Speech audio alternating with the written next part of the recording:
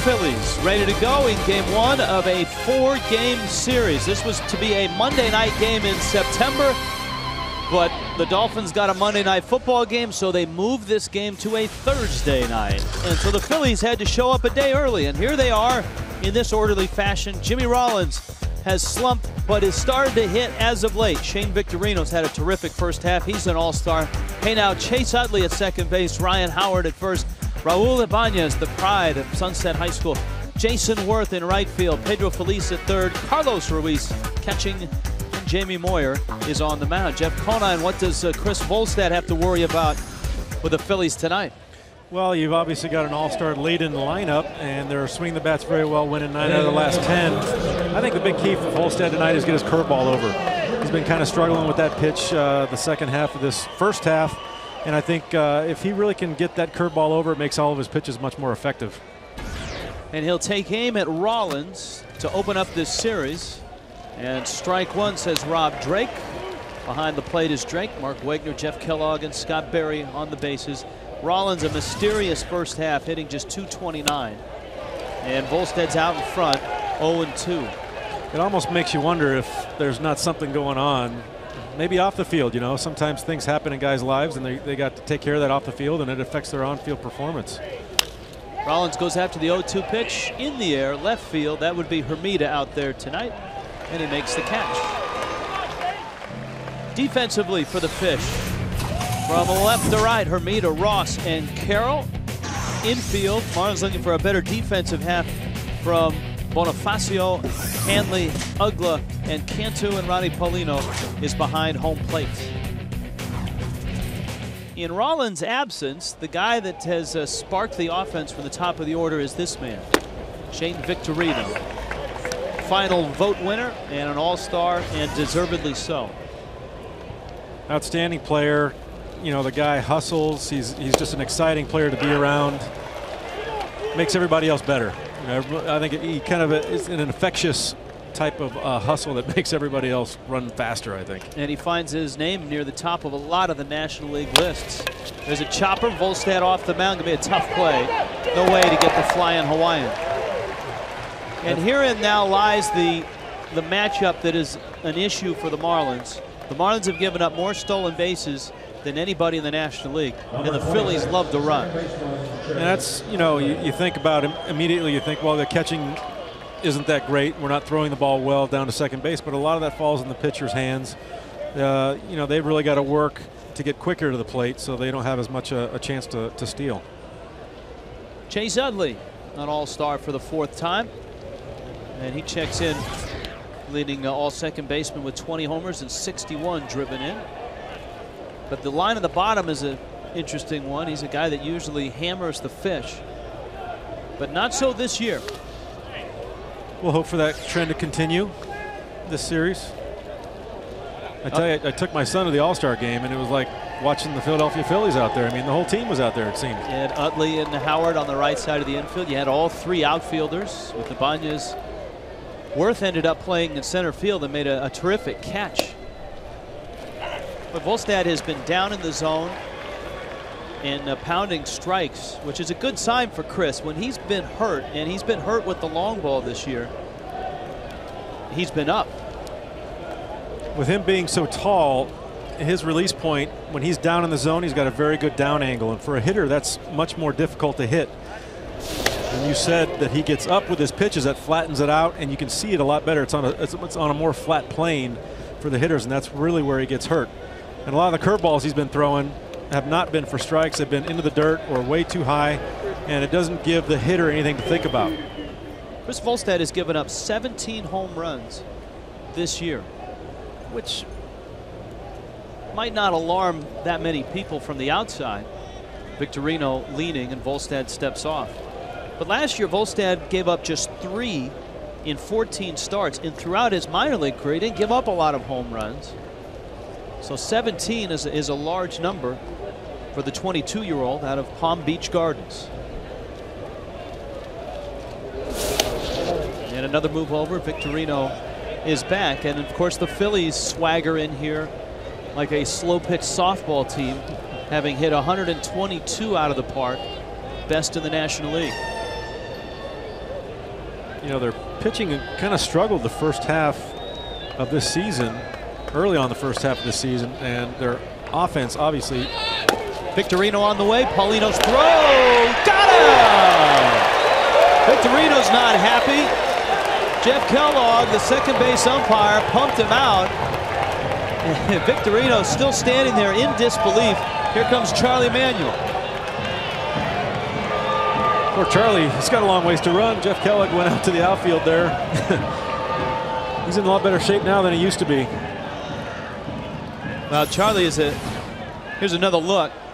Great release by Paulino. That was I would say safe. Yes. You see the tag on the middle of the back here. His hand gets in there before he was able to apply the tag. Marlins catch a break right there.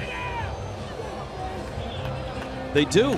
And so Victorino is caught stealing. With Davey Lopes kind of engineering the running game in Philadelphia, the Phillies have become, yes, he's clearly safe. The Phillies have become, since Lopes' arrival, ultra efficient at stealing bases. Usually over the 80% mark. That's only the 15th time a Philly has been caught stealing this year, and they've swiped 64 bases. And so Utley takes a strike, and it's 2-2. Davey Lopes, a longtime Dodger, out where I grew up out in Southern California. Stole a lot of bases for them.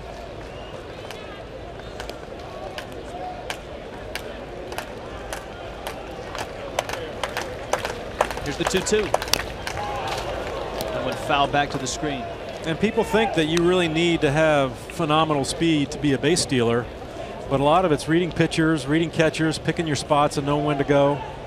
I mean, heck, even I stole 12 one year. 12? Yeah. How many times were you caught that? 0. Really? Yeah. 2-2 pitch. Popped up and into the seats. My manager in Baltimore, Mike Hargrove, loved to run. And he gave you the green light? Gave me the green light quite often, actually. It's hard to believe, really. What are you trying to say? I'm trying to say the count's 2-2. Victorino was caught stealing. And Volstad so far looks sharp. Like I said, you don't need great speed to be a base stealer. I will agree with you on that one. And there's there are guys like Chipper Jones, David Wright, guys who are good base runners and are always efficient, and usually when they attempt to steal a bag, they steal it. Exactly. And now we're seeing the type of speed that Emilio has out at third base for us, and he's been caught, I think, more than he should have been caught this year. Nice changeup, and Volstad works a pretty clean first inning. We're underway and scoreless.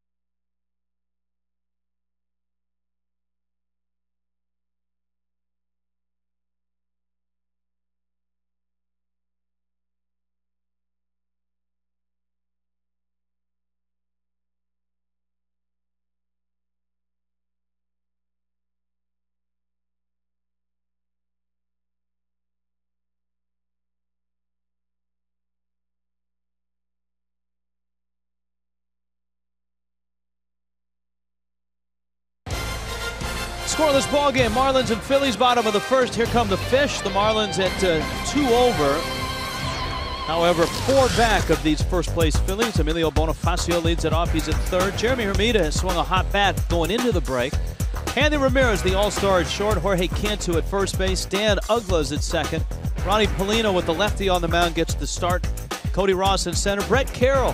BC had a nice first half. He's out in right field, and Chris Volstad is on the mound against 46-year-old Jamie Moyer, who throws a strike to Bonifacio. His numbers this year, 8-6, and he's won his last 4 starts. You see with a 5.99 ERA after he won 15 games for the Phillies last year. Little chopper, 16 games last year. And Bonifacio is out. Defensively, the Phillies are the best team in the National League. Ibanez has made just 1 error. Victorino's made just 1. Worth 2. Great infield. Felice, Rollins, Utley. Howard is much improved at first base. And Carlos Ruiz behind home plate catching Moyer. What is the mystery to Moyer? You take a look at Rollins, the reigning Gold Glover at shortstop. For an aggressive young team, and the Marlins certainly have that reputation, it has been pretty easy pickings for Moyer since he became a Philly. He almost frustrates you into swinging the bat. You know, he misses his pitches. He doesn't make many mistakes over the white part of the plate. You see there, you know, with a good sinker in, you think that ball is going to be hittable. When it gets to the plate, it's moving so slowly. It almost like frustrates you into swinging. You end up rolling over to shortstop, rolling over to second base. Good against the Marlins and perfect in this ballpark. And we talk so much about pitchers being able to pitch to a park and get outs. We were talking about that in San Francisco. Well, Moyer is the epitome of that in this park. Well, he knows that the dimensions of this place, how hard it is to hit a home run here, and he'll pitch to that. He will pitch left-handers away. He'll pitch right-handers away. He won't let them get into their so-called happy zone and be able to drive balls out of this place. Hermida was in a happy zone on the road. He had a very nice series in Arizona. And the Marlins are hoping that he continues to start the second half with a hot bat. Traditionally, he's been a second half kind of guy. You know, he's had some of his best performances in the second half. And Moyer jams him. 2 down. Miccosukee brings you our weather. Come play our way. The Turtles are out. Partly cloudy, nice to be home. 83 degrees, 70% humidity. This is a. Is that anything like lightning right there? That which one, the left or the right? Lightning is about the size of a silver dollar. That's the newest pet in the household. Maybe that's lightning in 20 years? Maybe. If he lasts through the weekend, is that right? That's true. If we got to keep him through the weekend. Here is Hanley now. Hanley, an all-star, did not get a hit in the all-star game, and he fouls that one back. He, among the Marlins in the lineup, has had the most success against Moyer. There you go, 4 homers in 36 ABs. The Marlins beat Moyer. In fact, it was Chris Volstad on the mound when they faced him on the 25th of May up in Philadelphia. Wes Helms hit a 3-run homer, and the Marlins won 5-3. I think as a young hitter with Moyer, you've got to realize he's throwing 81 miles an hour. He's not going to throw a fastball by you. That's where the patience comes in, of just knowing when and letting him make a mistake rather than going after his good pitches. Of course, the cut fastball is the pitch that made the difference in Moyer's career. So much is made of his changeup, and it's obviously a great one, but the cut fastball has allowed him to get right-handed hitters out and be able to work in the low 80s and still get outs and get wins. All right, Hanley at the All-Star game. It wasn't just the game, but all the trimmings. And you know that as an All-Star MVP. It's more than just get your 3 ABs and a handshake. Yeah, it's a really phenomenal experience. You know, I talked to Josh Johnson yesterday about not being able to pitch in that game, and you know what? He was happy with it. He was fine. He just enjoyed his experience of being around the guys, and you know, especially in a city like St. Louis, which I think that experience was probably as good of an all-star experience as you can have, especially for a first time. Yeah, the parade leading into the ballpark was phenomenal. I couldn't believe how many people lined those streets. That is St. Louis. It was like a victory parade after the World Series. Maybe the best baseball town there is. Well, typical Moyer. He goes 1, 2, 3 through the fish in the first.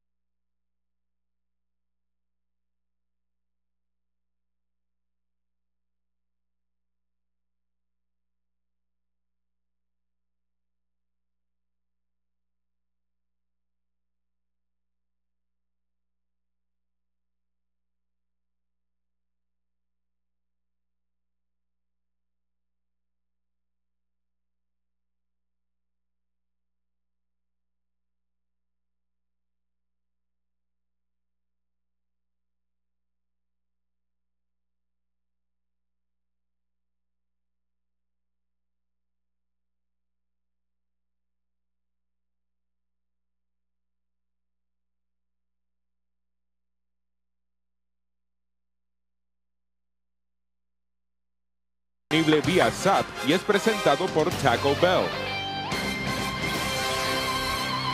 Rich Waltz, Jeff Conine back here at Landshark Stadium. Scoreless ball game, second inning, as Chris Volstad takes aim at Ryan Howard.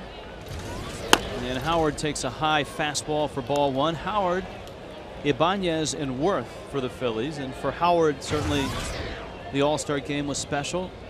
He is a St. Louis native. And to go back there and enjoy all the trappings that go along with it, certainly a great 3 days for him. And he's sitting on a milestone home run with 199 career homers. Curveball, a strike 1 and 2. There's that curveball that I was talking about that he really needs to get over to be successful, I think. And you know, we were talking about Ryan Howard in St. Louis, and they really remember all their people that come through that town and are native to St. Louis. He got a phenomenal ovation from the St. Louis crowd, along with Mark Burley. Yep. Mark Burley was very well acknowledged there at the All-Star game. 2-2. Hit hard. Now Uggla's out on the outfield grass and throws it wildly to first. That ball pulled Dan so far to his left.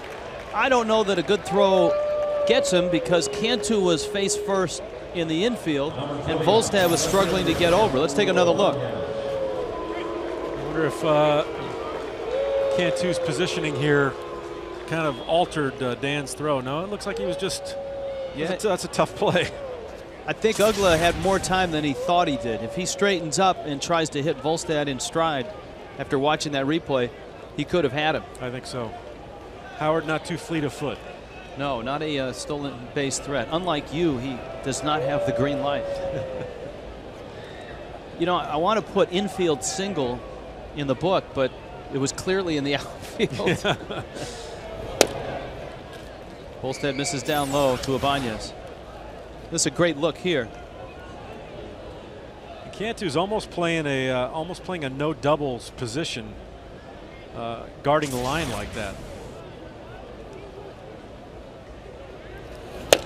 Now Ibanez, through his long major league career and a very productive one, was never an all-star until this year.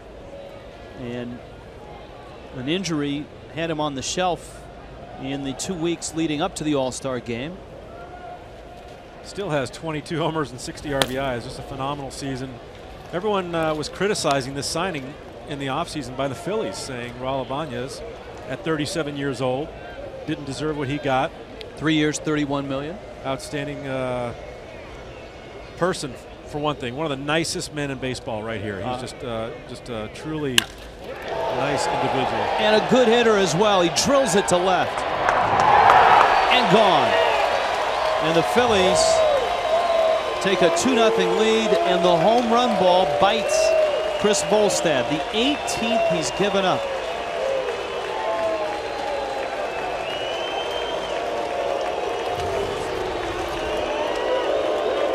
.23 for Raul. There's that up fastball we were talking about earlier in the game. And he's got that good down angle. It's a very difficult pitch to hit, but when it flattens out like that, he serves it up right to left field, opposite field. Jason Worth now. That's one of the things, Jeff, if you haven't seen Raul Ibanez play in Seattle or his stay in Kansas City, if you're a National League fan and you didn't see him before this year, you don't realize what type of gap power he has. He has tremendous power to the off field.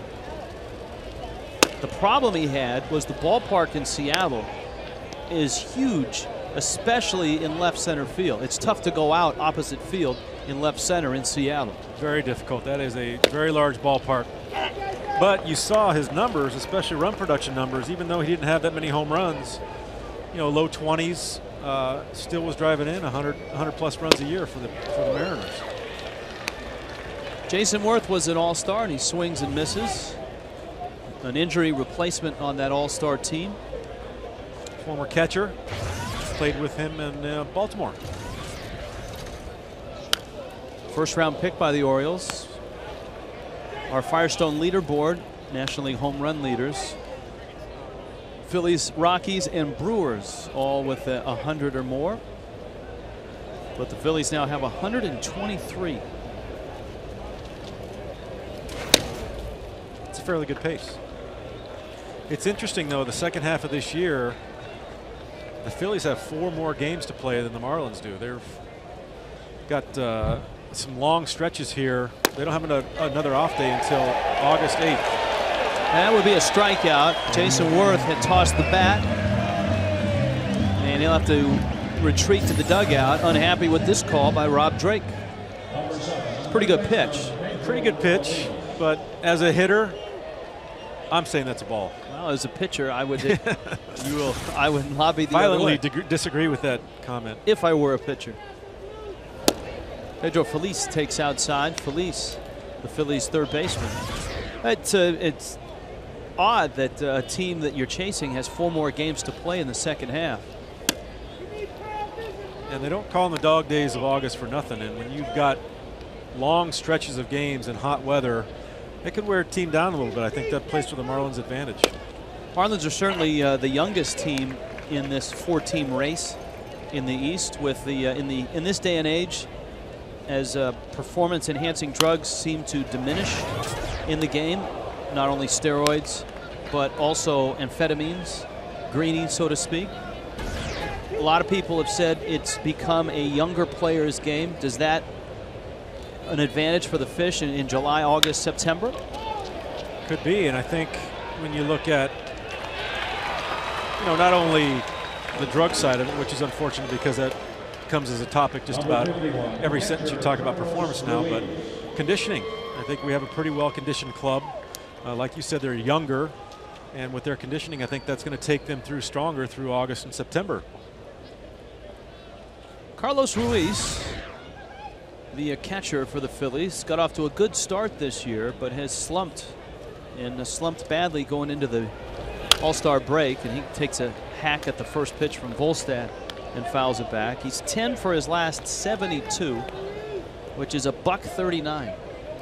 Ouch. But when you're getting 20 homers plus from the Howards, Ibanez's, Utleys, and Worths, you can afford to have a catcher that's in there for his glove. And for that matter, a shortstop that's in there for his glove right now in Rollins. And you can still lead the league in runs. The long ball, a calling card for the Phillies, and Raul Ibanez pays a visit to left field.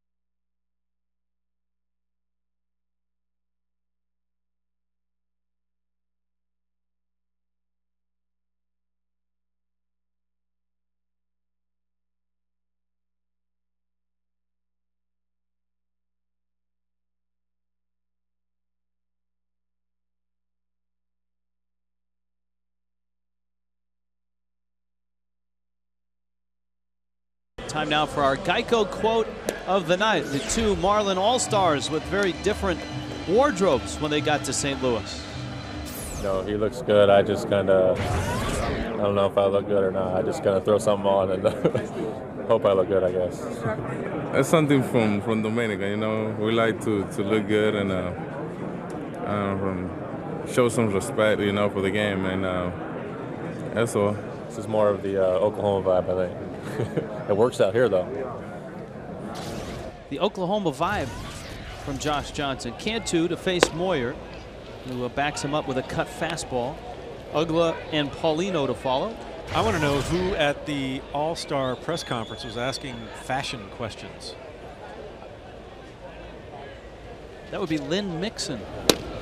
I think oftentimes in those, I guess, media sessions, you run out of questions, really. That's apparently what happened at that juncture. Here's the 1-1. Boy, Cantu gets tied up. There have been two at-bats here, Cantu's and Hermida's, where they've been tied up by an 80-mile-an-hour fastball. Well, you talked about that cutter earlier, and it has resurrected or prolonged many a left-hander's careers. When you're throwing 81 miles an hour, and he's got you looking on the outside part of the plate because it has good movement away from a right-handed hitter, and all of a sudden he cuts that thing, which it's only breaking 3 or 4 inches. It's not really breaking much, but there's a sweet part of the bat that is 3 inches on that bat, and that's where you want to basically square that ball up. Uggla. It happened again right there. That cutter is enough to get that ball off the sweet part of the bat, and that's what you end up doing. And Moyer has made a nice living doing that. This is his 602nd Major League start. See him set up inside right there, and it's just that little cut, and it doesn't take much. Gets in on the hands right there. You can see it right off the sweet part of the bat. Ground ball to shortstop. Moyer has thrown all of 17 pitches to get his 5 outs. Here's Paulino. Paulino in his career against Moyer is 5 for 11. And the Marlins better get used to the lefties, because in this series, they're going to see a lot of them from the Phillies. Moyer opens the series. Cole Hamels tomorrow night. A righty, Joe Blanton, Saturday. And then Sunday, another lefty, J.A. Happ, who is 6-0. And I think you'll see Moyer, you see him working everybody inside with this cutter early in the game. That's going to expand that outside corner once this game goes on, because everyone's going to be conscious of that inside pitch They're going to start leaving early. They're going to try to cheat to get to it, to put that sweet part of the bat on it, and he's going to have the outside part of the plate to pitch to later on. Here's the 1-2. Had Moyer left Baltimore before you were there? Were you guys teammates at all? No, I actually teamed up with him in Philly when I was there in '06, the last month of the season. Briefly. Briefly. Last 2 years of my career were very brief stops everywhere. Here's the 2-2. Paulino fights that one off into right field. And Worth, a terrific outfielder, makes a sliding catch. Jamie Moyer has retired all 6 that he has faced.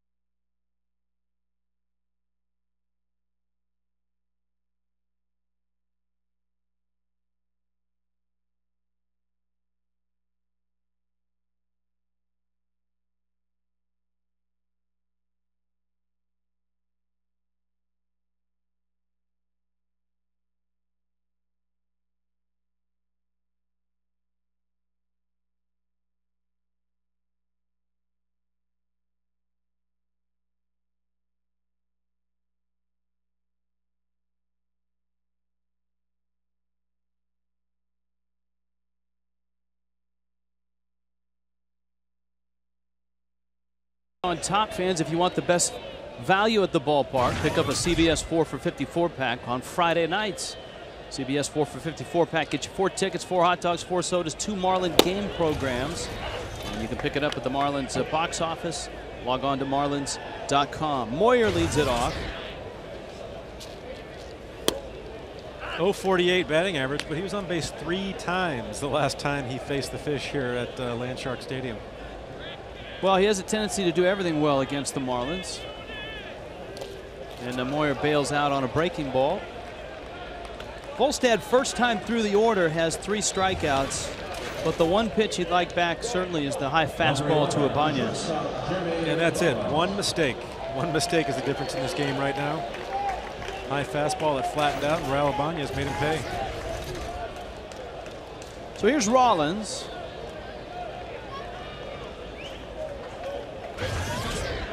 Rollins in his 10th year with the Phillies.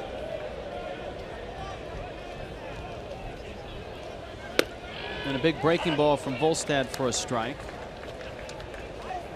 You were talking about how this lineup affords you to hide a few people. Rollins lines it right field. Carroll cuts it off. And a great base stealer is aboard. But Rollins definitely solidifies the defense up the middle for this team, and he's been playing some outstanding defense even though his offense has been struggling. And Charlie has kind of a few times moved him out of the leadoff spot, but always will put him back in there. He had an 0 for 28 streak that he snapped, and since then he is a 20 for his last 43. So it looks like the real Jimmy Rollins is coming back.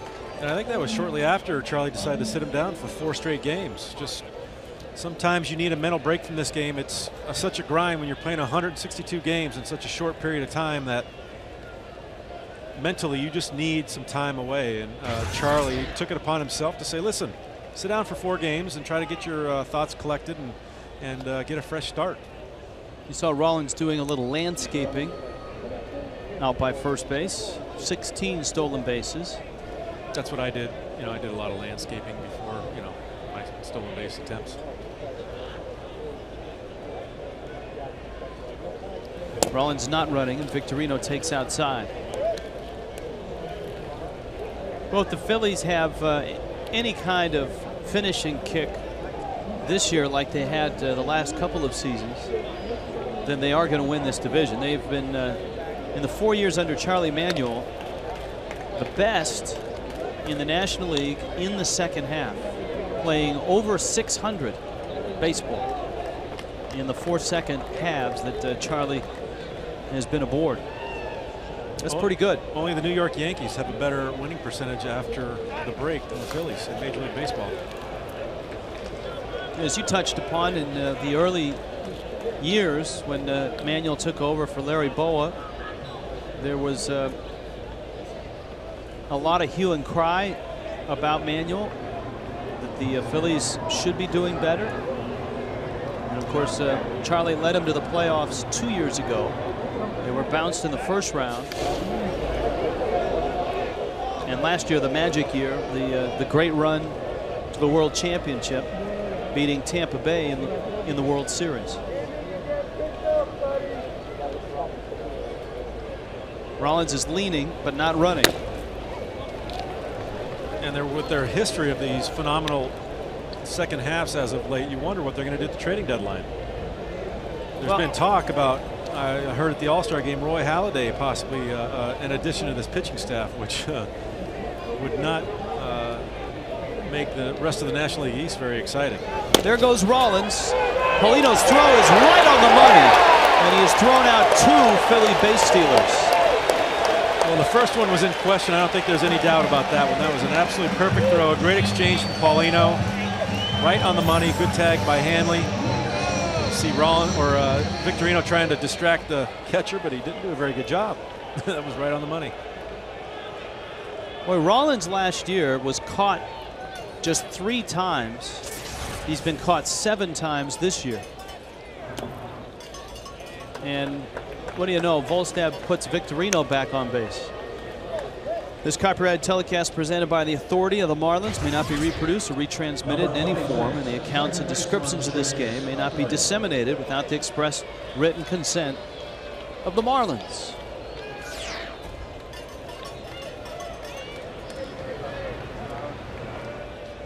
Here's Utley. The way Rollins' season's going, you would think maybe there's some kind of lingering or nagging injury that he's got that's really been affecting his performance. But you know, I played with the guy, and he's a gamer. He wants to be out there. He wants to help the team win. Sharp ground ball off of Cantu's glove. Uggla, oh, just in time. Nice play. Dan Uggla stays with it. That'll go 3-4-3. 2-0 Phillies.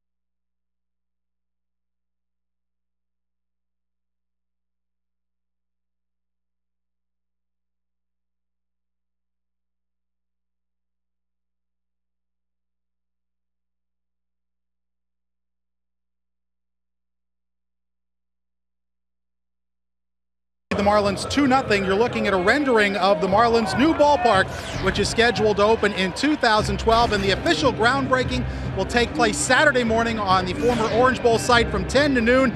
This is the official hard hat that Marlins officials, dignitaries, and invited guests will be wearing to that groundbreaking ceremony. There's something in it for the fans, too. The first 1,000 fans to enter the site will get an official groundbreaking commemorative pin. That's what it looks like. They'll also get a coupon for what the Marlins are calling a ballpark meal. So it all starts Saturday at 10 a.m. to 12 noon at the former Orange Bowl site, the site of the Marlins' new ballpark. The groundbreaking, the much-awaited groundbreaking, is Saturday. And Rich and Jeff, get your hard hats.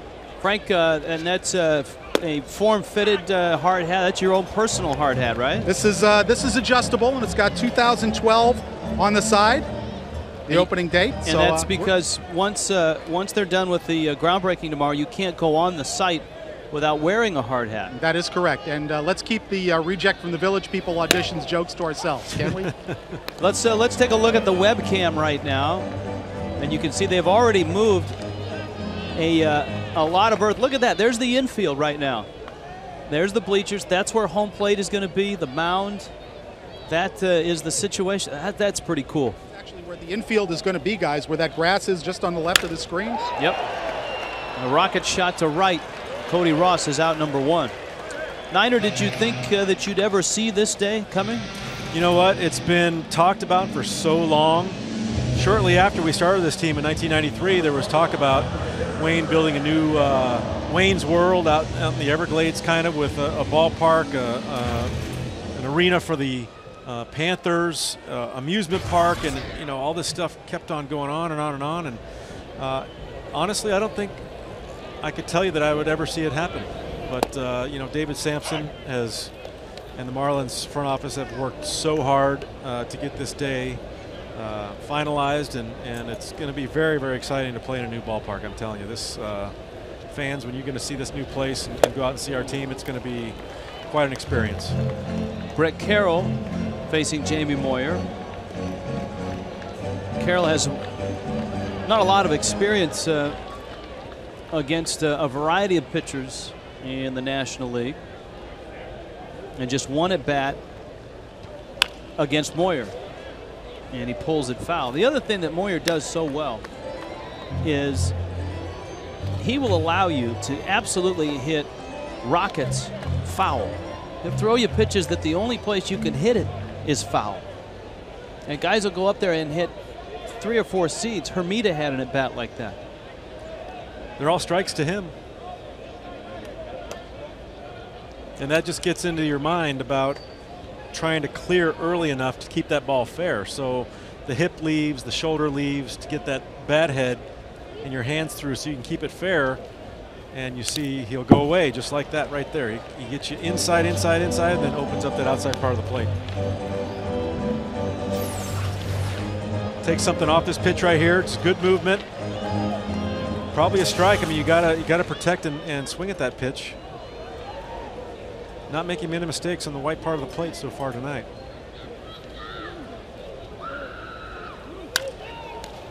Moyer trying to move into sole possession of 40th on the Major League Baseball all-time wins list. He's tied with Red, Faber, and Jack Morris. Morris and Moyer and Faber all at 254. You couldn't really see it happen to a better guy. I mean, this guy's a really quality major leaguer, a quality person, does so many great things for charity.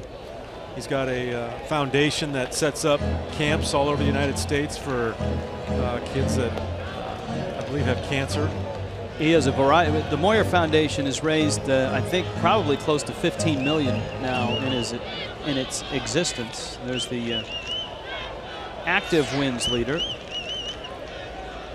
And Moyer and his wife Karen have been such great citizens. And he drops in a strike 3 on Carroll. So this is looking a lot like a Moyer versus Marlins start that we're used to. I think Carroll may be looking for that cutter in right there, and the ball straightens out, and it's on the plate. That's a good pitch. Here is Volstad. when you get used to seeing a certain pitch move a certain way, Kevin Brown used to do this very well. He would throw that sinker inside to right-handers, and they would do the same thing. They'd pull it foul, and then all of a sudden he'd drop a four-seamer on there, and it'd freeze him because it wasn't moving in like they'd normally see that. I think that's what happened to Brett Carroll right there. Volstad behind in the count 0-2. Moyer has faced the minimum.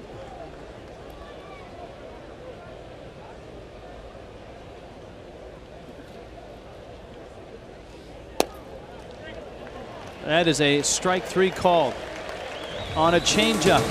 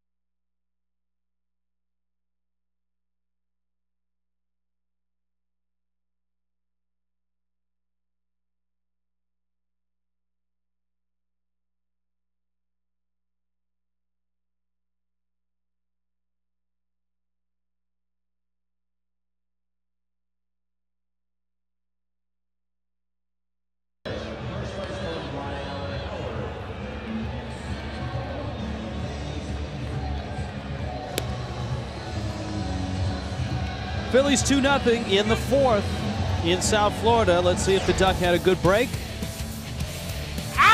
Yeah, he looks a little better. How many active players were born after Jamie Moyer's Major League debut? None, 20, 50, or 100?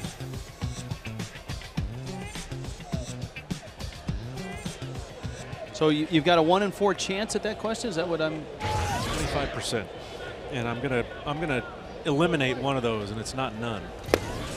So now you got a 33% chance. She has not suited up tonight. Yeah, Moyer at 46. Volstad would qualify as 1. Exactly. Chris is at 22.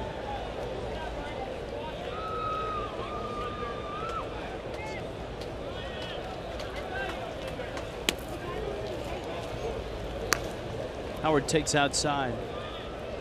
Ryan Howard singled in the 2nd. That was before the Ibanez home run.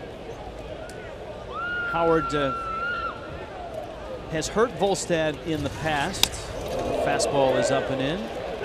3 career homers against Chris. I told you he's sitting on 199. 20 of those 199 have come at the Marlins' expense. And he drives the ball to left. Hermida. And there's 1 out. Ryan's a big part of that second half surge the Phillies have been having the last couple of years. He's quite the second half player. When I joined the team in 2006, he had 10 homers in the first 12 games I was there. Well, Raul Ibanez has 23 homers on the season. That was his 2nd inning shot. And Ibanez takes ball 1. Sunset High School, Miami-Dade Community College. Ibanez was a 36th round draft pick of the Seattle Mariners. Spent 9 years in the minor leagues. Wow. With Seattle. hits an absolute bomb to right center field. Back goes Carroll. That one's gone. What a homecoming this has been for Ibanez.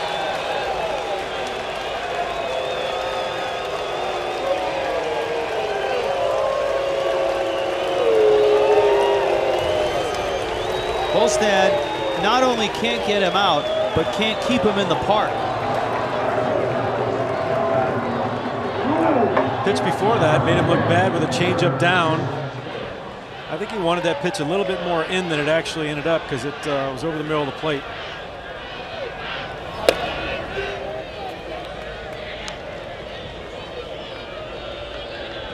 And Mark Wiley says it all with that look.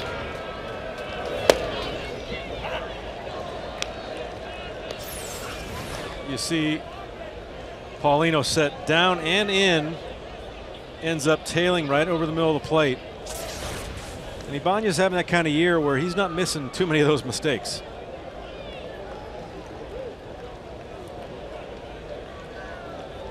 Not tonight, for sure.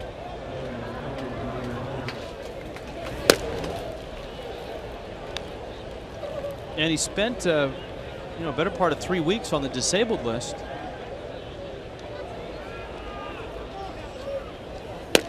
With a groin strain. Attributed a lot of his success earlier this year to, I think he did a lot of Brazilian Jiu-Jitsu in the offseason. He is a big proponent to foul tip, ball in the dirt. So says Rob Drake. I say check that ball.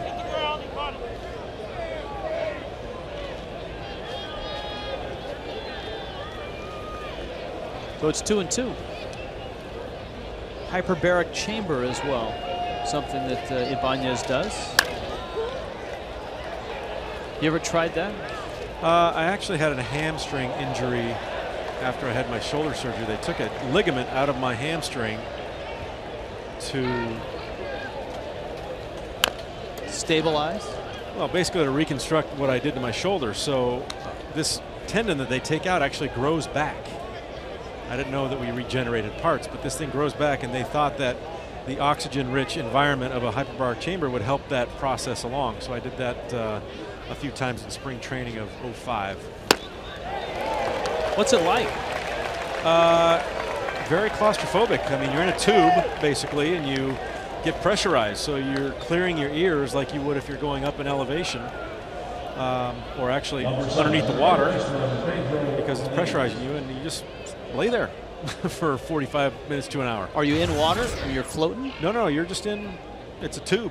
It's like an MRI tube with closed ends, and they pressurize it. And you're breathing almost pure oxygen. Can you bring your iPod in there? Yes, you can. Nice. I had a nice television to watch. It's a clear top on it. That's rough going. Carroll is over and under and makes the catch. But Chris Volstad can't keep this guy in the park.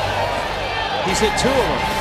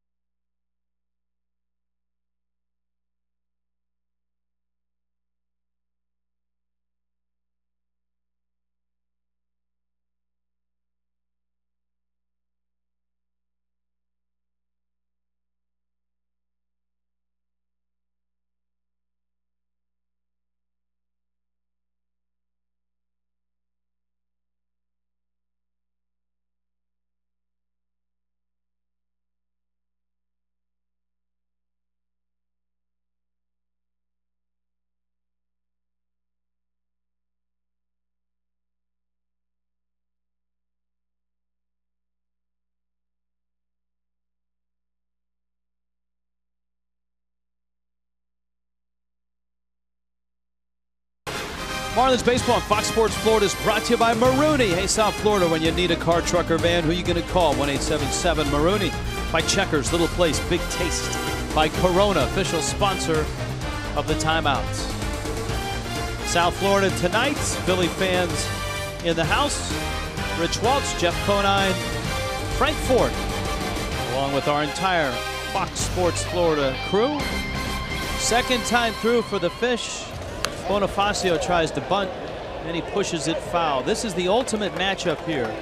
You've got Bonifacio, who has been working on being patient, who has been working on pitch identification, and at times it has not gone well. And you've got the master out on the mound who can exploit a hitter like this as easily as anybody in the big leagues. Yes, indeed.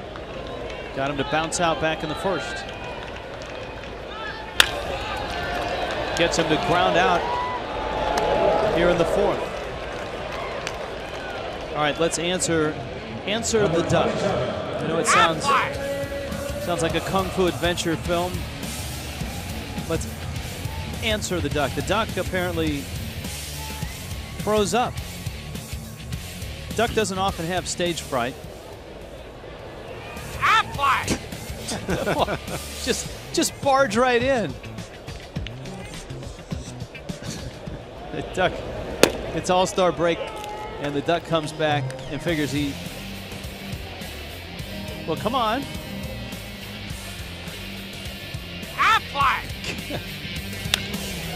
Hermida laces that one in the gap, and Victorino makes a catch. Now, I saw like the duck run by twice, right in the middle of, very rude to interrupt Moyer. He's older than 20 current players. One is in tonight's game. His career is older than 20 current players. One is in tonight's game, Volstad. So 20 guys were not born when Moyer made his first career start as a Cub against his boyhood idol, Steve Carlton, and beat him. That's a pretty good game. In fact, Jamie Moyer is so old that it was in a Moyer start that Greg Maddux made his major league debut. That was in relief for Maddux. Here's the 1-0.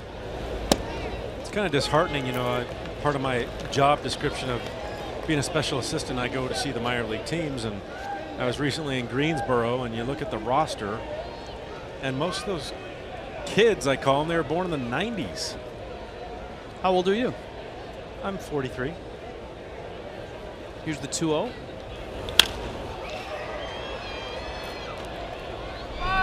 It's not an accident what Jamie Moyer is doing. When you watch his day-to-day workout routine, his day-to-day effort that he puts into his craft, you understand why he's been so successful after 40 years old. And I think a lot of people unfairly think he's kind of a guy that has a gadget pitch, the changeup, and that's what gets him by. They don't understand how aggressive he is with the cutter, with the change, and with the curve. And when you see him work out, I mean, he fields his position as well as anyone at 46 years old. That went into center off Hanley's bat. Victorino circles and makes the catch. Jamie Moyer has been downright perfect here for 4 innings.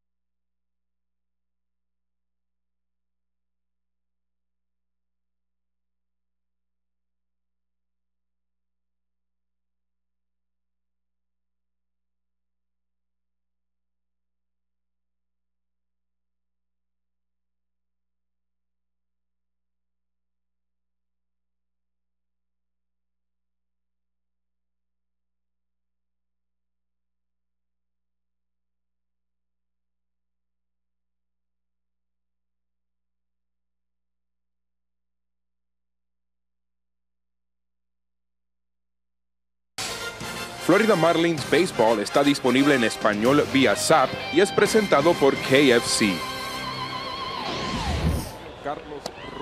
Carlos Ruiz. Contra Chris Volstad. Cookie and Raul join us now. Rich, Jeff. Rich and Jeff, how are you guys? Hola, hola, ¿cómo está? ¿Cómo está, amigo? Mr. Marlin. Muy bien. Señor Marlin. We got a rookie in the booth tonight, guys, and he's doing quite well. Well, absolutely. He's got all the knowledge of the game, and I wanted to ask him a question on it.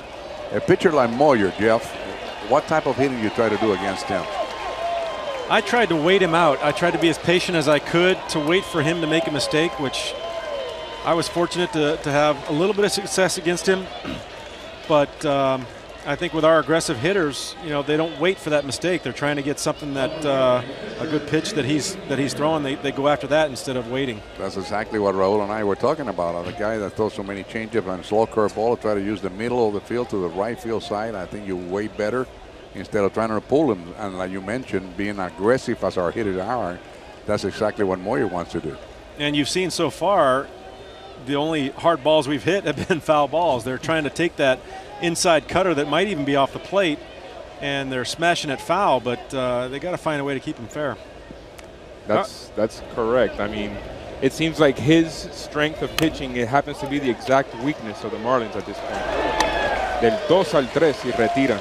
Well, so far he's been successful, 254 wins. I think that he knows what he's doing. Now, hold on, guys, because I think on that last play, I think Emilio Bonifacio made a mistake at third base because Paulino, I don't think the Marlins had the wheel play on. Hanley wasn't breaking a third. That's true. But and Bonifacio, if he had stayed in position, you're absolutely right. They would have had a play on Ruiz. Yeah, that's right. That's why Paulino just hesitated, looked over. There was nobody there, and then he had to throw to first base. Those are the growing pains that you have when you have someone learning a position at this level, I guess. Yeah, even more painful in a game like this. All right, guys, have a good show. You too, guys. See ya. And Rollins lines it to right, charging in Carroll. Sliding catch, hops up, and Ruiz is in no position to tag. A tremendous play by Brett Carroll. I was hoping you would tag right there. I love watching Brett Carroll throw the ball. Over the years I played, he's probably got one of the top 3 arms I've ever seen.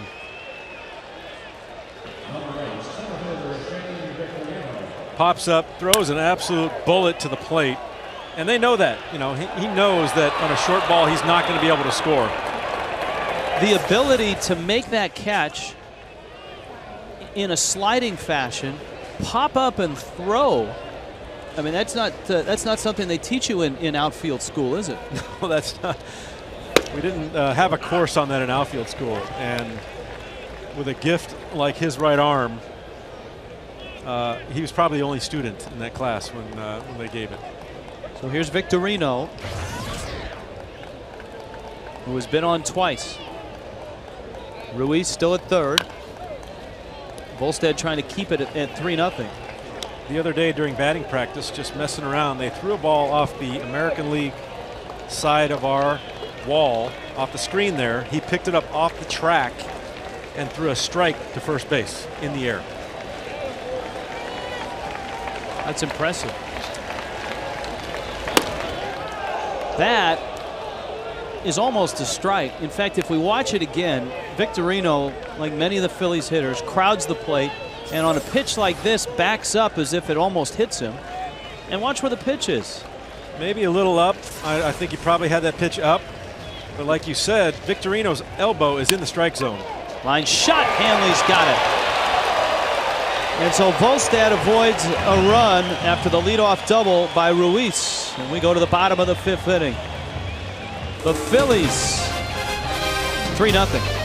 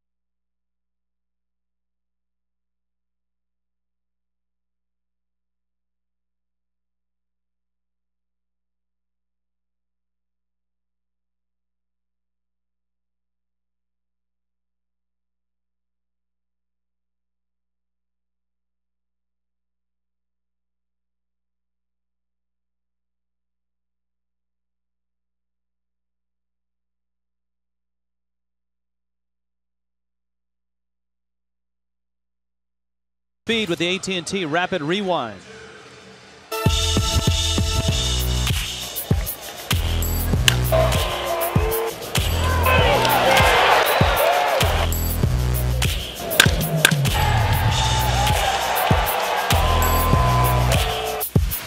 AT&T, the nation's fastest 3G network. A couple of Raul Ibanez bombs and too much Jamie Moyer for the Fish. Moyer misses inside. Jamie Moyer has been perfect. 45 pitches, that's all he's needed to get through 4 innings. Cantu, Uggla, Paulino in the 5th.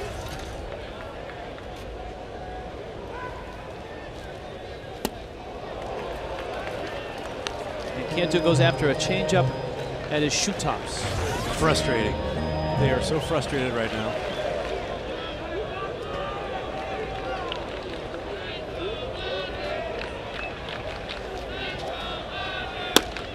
That one floats outside again. And the numbers are staggering. Moyer 12-2 in 14 starts against the Marlins.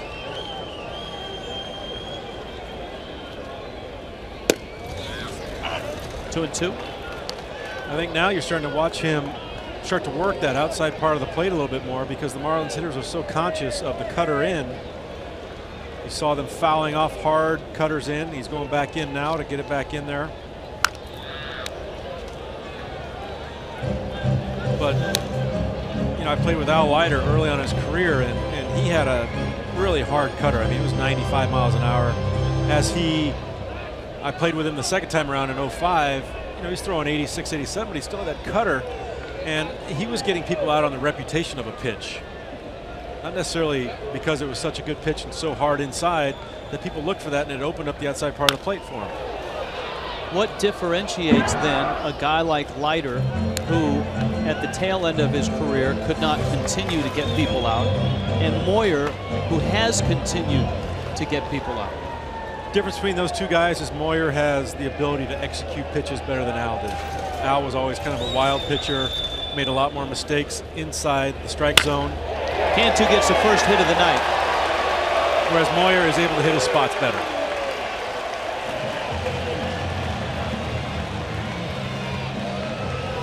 Super Saturday, this Saturday, Marlins and Phillies, 7:10 start. Hansel y Raul, the concert presented by Goya. All fans get a Guiro, courtesy of AT&T. Jeff Conine has been fiddling with his all night. 187.7 Marlins. The Guiro is the giveaway. It's a Puerto Rican percussion instrument. Is that what I've been fiddling with all night? That's it. You could be, it could be Hansel, Raul, y Jeff. See, with that thing you got in your hand. So Cantu a base hit. Uggla bounced to short. For the longest time, Uggla was absolutely owned by Moyer. He's had a little more success the more he has seen him. But he is still under 200 in 36 career at-bats. And the classic, what we've been talking about, an ultra-aggressive hitter like Dan Uggla, who's really trying to drive the ball in the ballpark. And Moyer just does not give you that opportunity with pitches that he throws. And if you're not patient enough to get that pitch, he's going to make you swing at pitches that you're not able to do anything with. He's out in front 1-2. Cantu's at first. And he goes after the breaking ball. 1 out here in the 5th. All right, folks at home, show them exactly what has been amusing you for the last hour or so. Well, I mean, I haven't been actually playing it. No. I've been just kind of, you know, fiddling with it. Fiddling with it. That's what I was looking for. That's the that's the giveaway on Saturday. It's a musical instrument. Well, there's the 2 holes here. You're supposed to put your fingers there, like that, and then you do the thing. Yes. You learn something new every day. Hansel, Raul, and Jeff on Saturday night. Paulino takes outside. You know, I was in Dominican Republic. I played winter ball there. They had difficulty saying F's. So it wasn't Jeff, it was Jess. So when they announced my name, it was Jess Conine, primera base.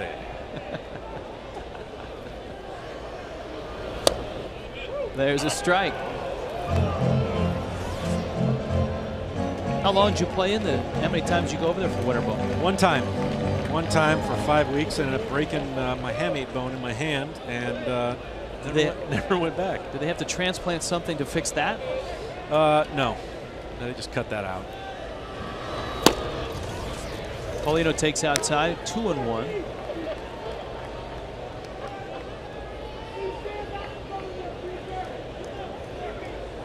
Moyer and Volstad hooked up at the end of May in Philadelphia. Marlins beat him, a rarity. Volstad got the win. But here tonight, Raul Ibanez has hit 2 home runs.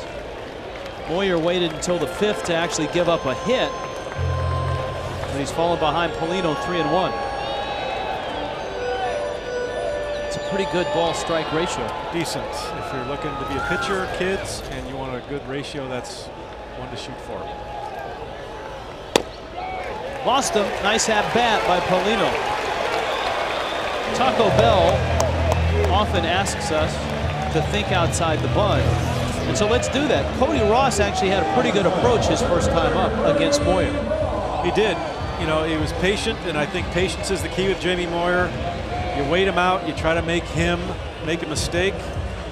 And the key is, as with any major league pitcher, major league hitter, when they make that mistake, you don't miss it. Because when a pitcher's on and he hits his spots, he's going to get you out the majority of the time. Ross hit a line shot at Jason Worth in right field. And that's obviously the approach here, because it's easy to look at the scoreboard and see 3-0 and realize that one swing ties the game. And that's exactly what Jamie Moyer wants you to think. He wants you to be aggressive. He wants you to go after that ball like you're going to try to hit it out of the ballpark. And he'll make you miss the sweet part of the bat. Kind of lost his rhythm here. I think Cantu's base hit. Well, Reniel Pinto is up. Volstad has thrown just 74 pitches in 5 innings, but the Marlins may get to a point in this game, in this inning, where a pinch hitter might be necessary if they want to get on the board. That goes to show you what the importance, what Freddie thinks the importance of this series is, how big this series is to the Marlins' point in their season right now. 4-game series, 4 games down. It would be a huge win tonight to be able to get this game. Ross went after the 2-0 pitch. And had Moyer not talked Ruiz through that, he may not have found that ball. Watch and listen to this sequence.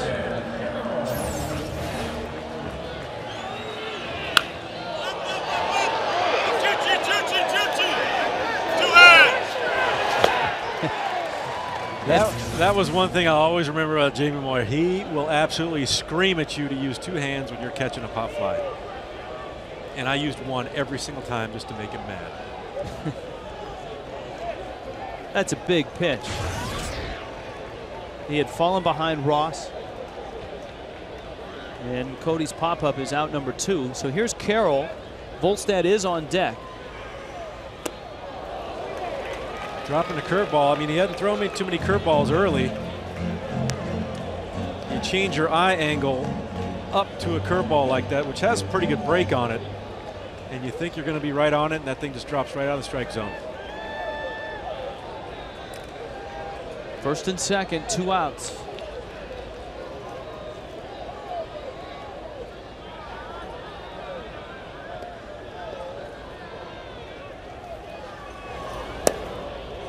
No one floats outside.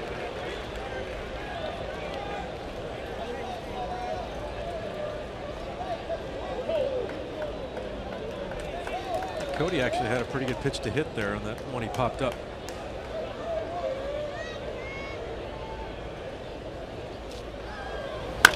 Carroll grounds it hard, and Felice goes to Utley, and the Marlins' 5th fizzles out. Thanks to that man, Jamie Moyer.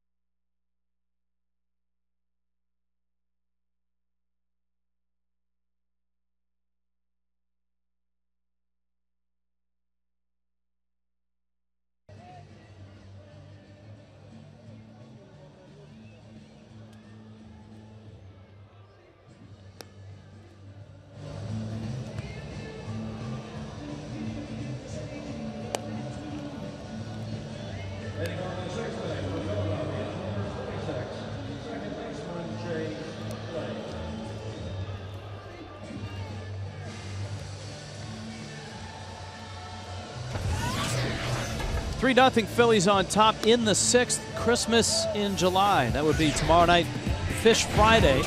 Christmas in July at the ballpark. Make sure you're at the strike zone. Santa will be there. You can play Billy Bingo for your chance to win a Cody Ross autograph hat, 1-877 Marlins. Curious to see what Santa will be dressed. He's got a summer outfit. I mean, 90 degrees and 80% humidity. That's, you know. We'll see what Santa's made of. That's right. We'll see what Santa's made of. It's a big sequence there. A 2-0 pitch with runners at first and second. Cody Ross popping up against Moyer. On a pitch that he could really handle, too, is up in the strike zone a little bit. Something that he really likes to drive. It may have bought another inning for Volstad. And he fires up a strike to Chase Utley, who was 0 for 2. Chris Volstad has done everything right but the 2 pitches to Raul Ibanez. 2-run homer to left, solo shot to right. Changeup misses out. The Braves and the Mets open up a series tonight in Atlanta, and the Mets have a 3-2 lead in the 4th.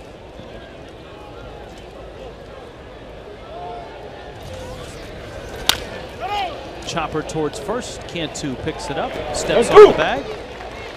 The Braves actually just scored a run and tied that game, 3-3 in the 4th. Some teams, and the Marlins and the Phillies, 2 of those teams, lost the extra day of the All-Star break. This game was supposed to be played in September on a Monday night, but the Dolphins got a Monday Night Football game, and so they had to move this game to this Thursday night. The tickets that were used tonight were for, actually had that date, September 21st on it. Actually got a pretty good showing for a throw-in game. Yeah, for a game that wasn't on the schedule, you're right. Once again, football trumps baseball here in South Florida. Well, 2012 Marlins won't have to worry about no, they won't. Conflicts such as that. Ryan Howard hits one real deep and real far. There it is, number 200. Just the first of what will be many milestone home runs from the big slugger out of St. Louis. And now the pride of Philadelphia.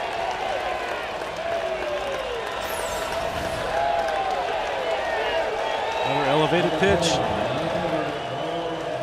Knew it as soon as he touched the bat. got to that 200 pretty quickly, too. Yes, he did.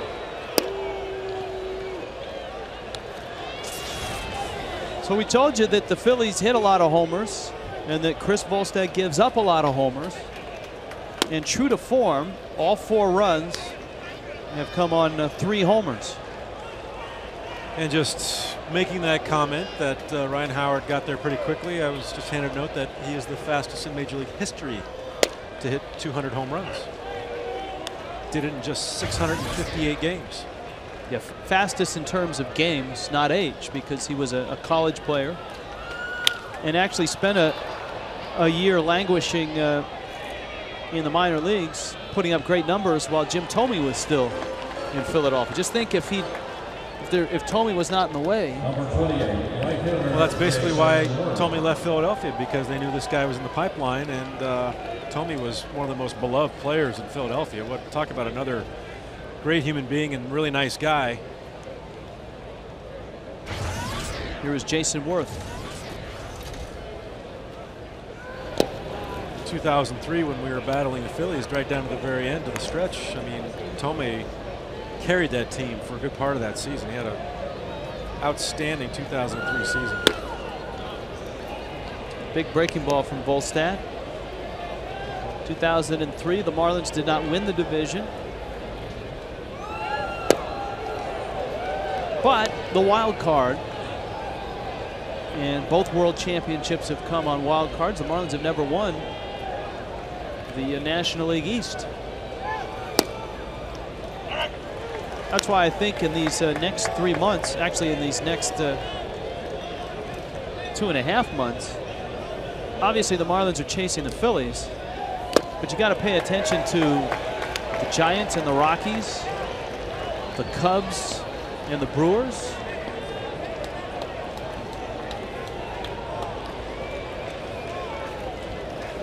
All the wild card combatants. Worth is rung up. Volstad gets another strikeout, but the Phillies get another run on another homer.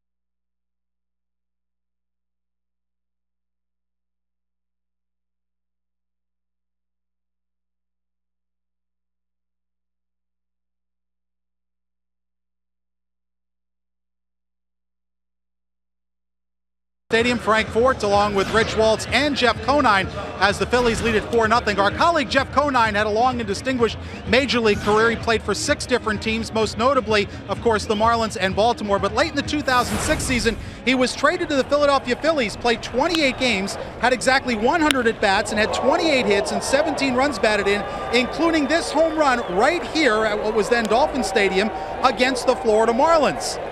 So, Jeff Conine, my question to you is, do you remember who you hit that home run against the Marlins in a Phillies uniform?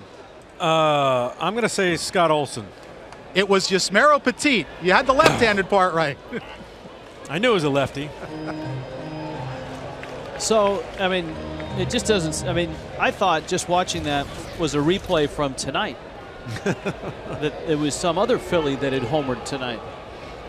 Unfortunately, the long ball has provided kind of a nightmare night for Mr. Volstad. Andy Gonzalez will get the pinch hitting call here in the 6th, so Volstad's night is over.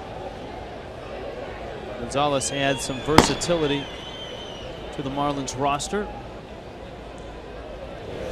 Big breaking ball, and he pulls it foul. Luis Ayala getting ready to make his Marlins debut. Formerly Expos and Nationals.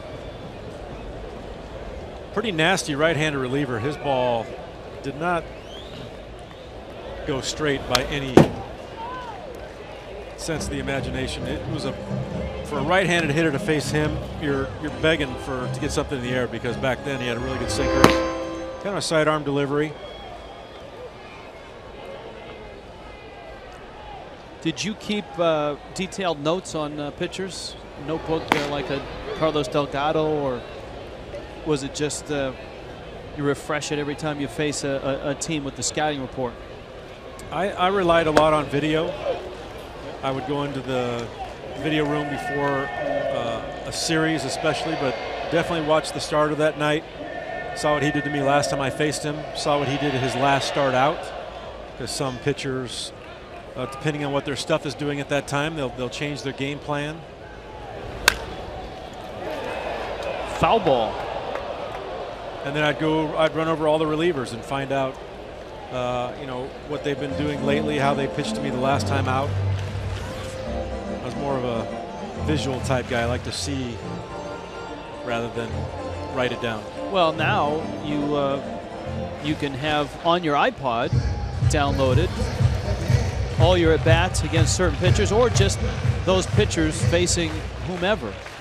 Yeah, that was back at the days of beta and VHS. You had to rewind and fast forward. Nowadays, they download all your at-bats right to your computer. You can take them home to your hotel room while you're on the road or here at home, and be able to watch everything at a click of a mouse. I'm sure that's what you players are watching back in your hotel room. Your at-bats. Absolutely. Study, study, study. Bonifacio now. This is the 3rd time through for the Marlins. The only hit is a Cantu single. Moyer has walked 1. Bonifacio has bounced out to Rollins, and he has bounced out to Utley.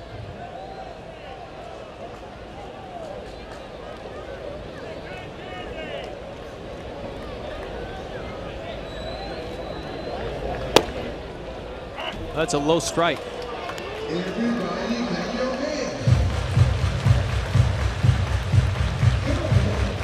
It's one of the things about Moyer is if you can get to him in the 5th or the 6th inning. One thing about tonight, though, is his pitch count is relatively low. For the bottom of the 6th, he's thrown 75 pitches.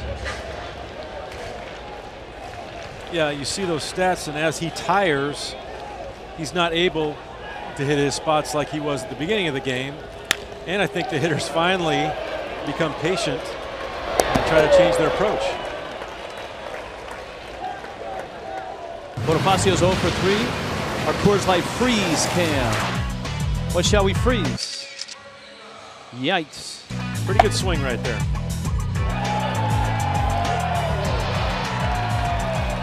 Jeff used the term happy zone early in the game.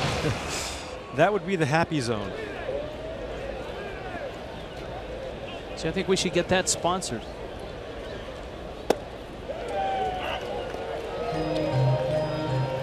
Hermida is 0 for 2.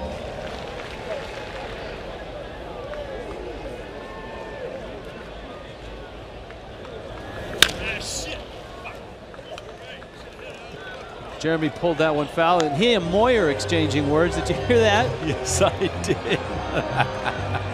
Moyer. Oh, that's classic. Hermida cursed after the swing, and from what I could hear, Moyer said, yeah, you should have. You should have hit that one out of the park.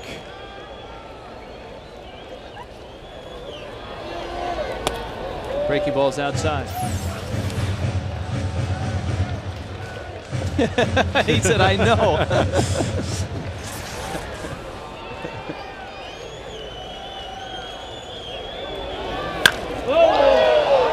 Deep, but foul. What a great sequence that would have been if that had been fair. Moyer antagonizing Hermida. And Hermida, he did hit it out of the park, but it was foul. Moyer's a kind of guy as an opponent, when you get him, he'll acknowledge that. He knows when he makes a mistake and you make him pay for it, he'll say something to you. 2-2. And not in a malicious way, or you know, he's out there, he's battling, he's a professional. And I think he knows the guys that he can do that to. He did that to me a lot. Changeup misses inside. It's 3-2. A few times I did get him, I'd make sure he knew it.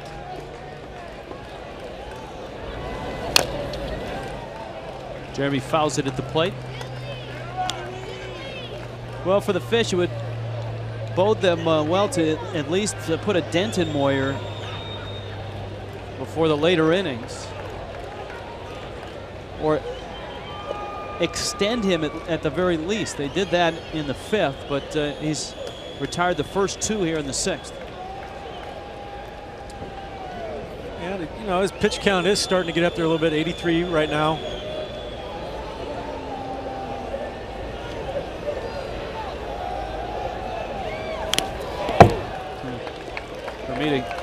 Just gets a piece. And in this weather, you know, when I played in Baltimore, summers up there could be very mild and very nice and not very humid. And when they come down here, I heard many a player and pitcher comment on how the humidity and the temperature really got to them, and they lose their energy quickly in the middle of a game. Phillies' rotation has been rather unsettled this year with the injury to Brett Myers, ineffectiveness of some of their starters. Cole Hamels is not having the kind of year that he had last year. And the bullpen actually has a better ERA than the starters. Hermida sends that one out to center field. Victorino makes the catch, and Moyer goes 1, 2, 3 through the 6th.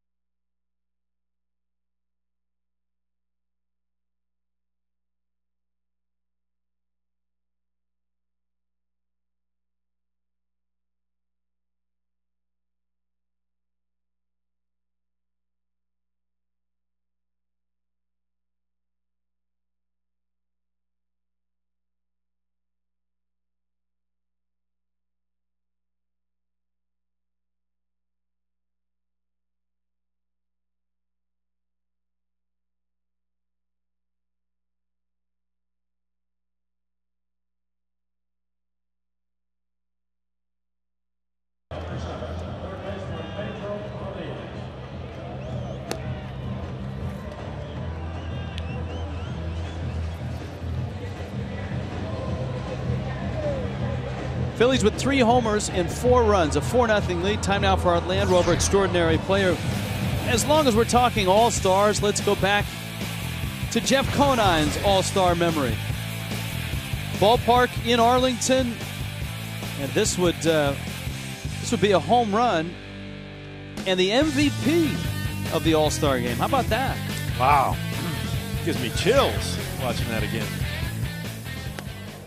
Now, I watched a replay the other night on MLB Network of the '94 All-Star game. You got a lot of airtime. You didn't play, but you got a lot of airtime. Luis Ayala throws a fastball by Pedro Feliz because you were sitting next to, I believe it was Fred McGriff, who hit a homer in the 9th inning to tie the game. It's all about your company that you keep. And McGriff came back to the dugout and sat next to you. It's all about the company you keep. Career numbers for Ayala, and the Marlins hope that this veteran can help them in the bullpen. He slingshots a fastball up there and gets Feliz. It's funny, when I was with the Royals and they won the World Series in '85, I wasn't with them back then, but George Brett went up to Brett Saberhagen in Game 7, I believe it was, against the Cardinals, and he said, when you make this last out, you better run to me first. So after he made the last out, he ran over to George so George could get on TV. I've never heard that story. And I used to work for the Bretts. Throw to first is in time. And there's 2 outs. If Luis Ayala can be the Luis Ayala of old, he can help the Marlins bullpen. Here's a guy that in his first years in the big leagues had an ERA of under 4 up till 2007.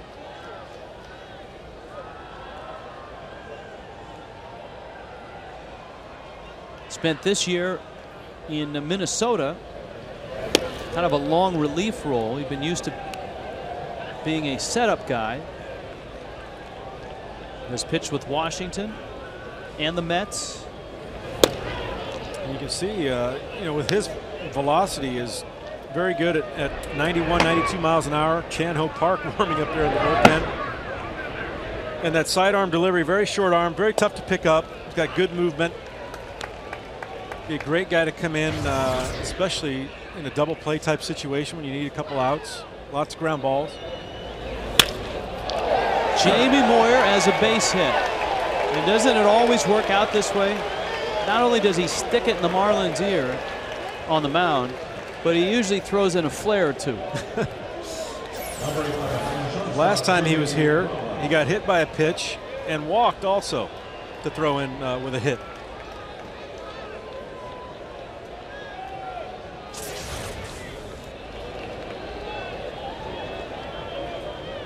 I think when you watch Moyer hit, and there's probably many men out there, maybe a few women as well, who are in their 40s or 50s who think they can still play. They watch Moyer hit, and they say to themselves, I know I could still play. Moyer, both hits this season have come against the Fish. He's only got 2 for 23.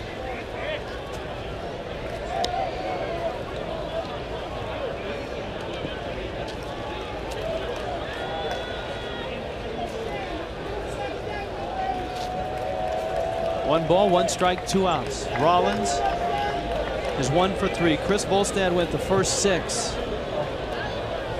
Gave up 4 runs, 3 homers.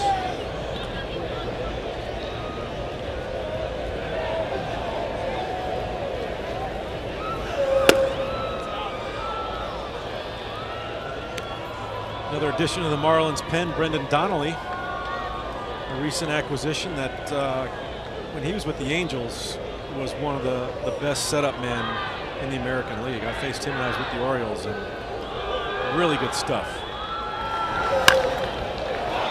Rollins turns on 1, sending Carroll back.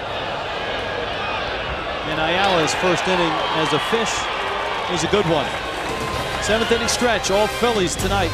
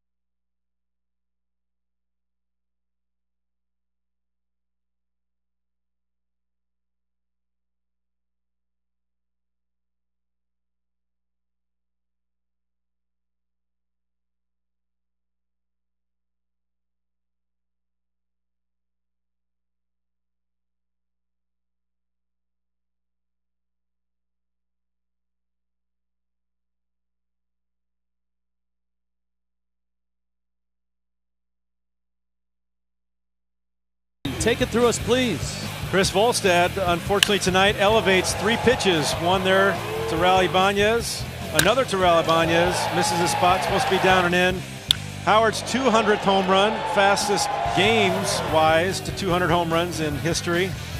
Jamie Moyer, the master here at Dolphins or Landshark Stadium. Change-ups away, change-ups in. Finally gets up a base hit to Jorge Cantu, break up the no-hitter. But classic Moyer against the Fish. Yeah, nothing. A one-hit shutout right now in the bottom of the 7th. Moyer's line, 4 strikeouts, the 1 walk. The best opportunity the Fish had was a 1st and 2nd, 1 out, 2-0 count on Cody Ross, who took a mighty rip at a cutter and popped it behind the plate. That's, you know, you only get that one chance, and you hope to capitalize on that one chance. Cody didn't get that done tonight, but still having a great season. Hanley Ramirez, Jorge Cantu, and Dan Uggla. 60 out of 85 of Moyer's pitches for strikes. Hanley's 0 for 2. He has struck out and flied out. Late at 79 miles an hour. It's you know what, you kind of gauge to your pitcher. You tone it down for a guy that's throwing 80 miles an hour, 81, so you know what your top end has to be to catch up to the fastball. Where if Josh Johnson throws you an 80-mile-an-hour pitch, you're going to be so far in front of it because you're geared for a 95. Well, Jamie, you're geared for an 80, 81, and he can still surprise you and blow it by you with an 82.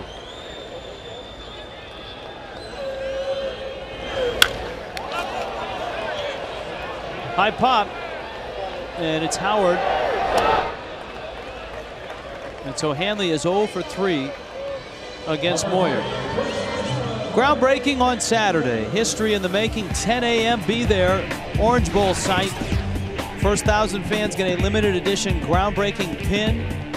Food, music, games, entertainment. 1-877 Marlins.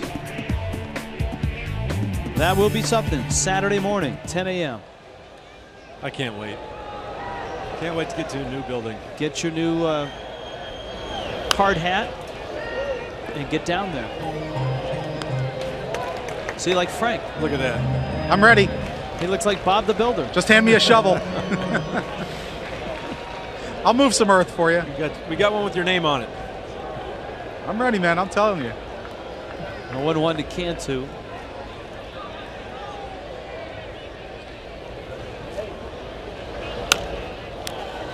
Pop up over towards Frank. Howard reaches and makes the catch. He reached into a sea of hands and snatched it right out of there. Come on, Frank, throw your hard hat at him. Good concentration here. I'm telling you, everybody, if you want to get that glove above the hands, almost comes out. You know what, guys? I don't know if we have a shot of it, but Jamie Moyer was right next to Howard when he caught that ball, at least within 10 feet of him. That's the kind of competitor that Moyer is. Helping out his fielder, you mentioned on the foul pop that he helped Ruiz out. He was right over here, not 10 or 15 feet from me. Look at him. How many pitchers do that? Probably screaming at him to catch it with 2 hands, too. Yeah, but I mean, how many pitchers do you see in modern-day baseball do something like that? One, and we're facing him tonight. I mean, I marvel at his competitive spirit. I really do. We were talking about that earlier. That's why the guy's still pitching and pitching successfully at 46 years old. Here's another look. Watch this.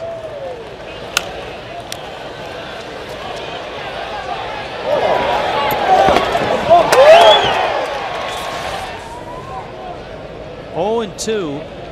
He has had Uggla all tied up in knots tonight. Tried the same pitch he struck him out on last time, that down and in curveball. Hey, Frank, I got one more question for you on the groundbreaking. Is there special first pitch ceremonies? Yes, in fact, Charlie Huff and Benito Santiago, the original Marlins battery, will be throwing out the ceremonial first pitch at the groundbreaking. And then later on Saturday, Charlie Huff's going to join us in the booth. I wonder if Benito can still handle the knuckleball. I bet you he can still throw guys out from his knees. Saw him recently, he's still in great shape. There he is, that's the knuckleballer. 4-0, Moyer and the Phillies.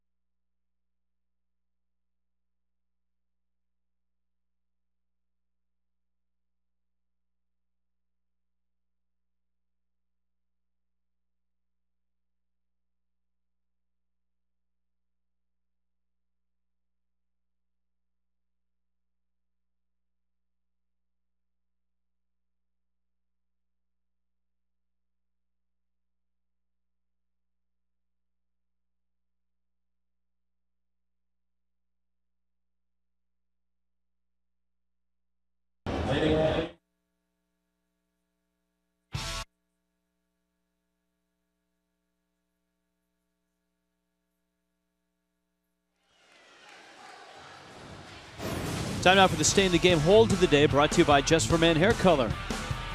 Jeremy Affeldt, Major League leader, along with Bobby Say. Those are your Just for Men hold leaders. You two can stay in the game with the Just for Men Hair Color. The Marlins go to their bullpen. Brandon Donnelly is in, and Donnelly takes over for Luis Ayala. Chris Volstad started 6 innings, 4 runs, 3 homers. And Donnelly trying to rebuild his career.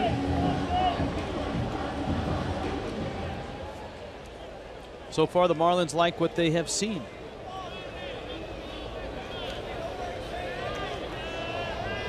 I didn't like what I saw when I faced him. He was with the Angels, very difficult to hit. Mid-90s fastball that had a lot of cut to it. You try to cheat to get up to that thing. Good slider. And a lot of moving parts. Yeah, he's got a lot of stuff coming at you. His very herky-jerky motion, which helps his deception. You can't really pick the ball up out of his hand that great because of all the stuff he's got going on. In this decade, that may have been the best bullpen in a World Series. I mean, if you think about the arms that were in that bullpen, Percival at the back, K-Rod was the postseason sensation. Donnelly was in there. Shields.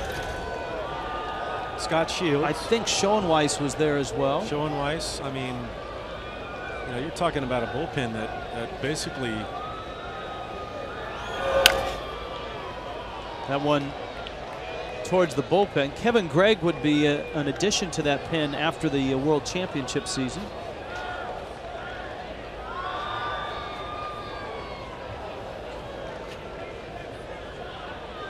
Yeah, he had seasons with 2.17, 1.58, 3.05 ERAs. He was an All-Star in 2003.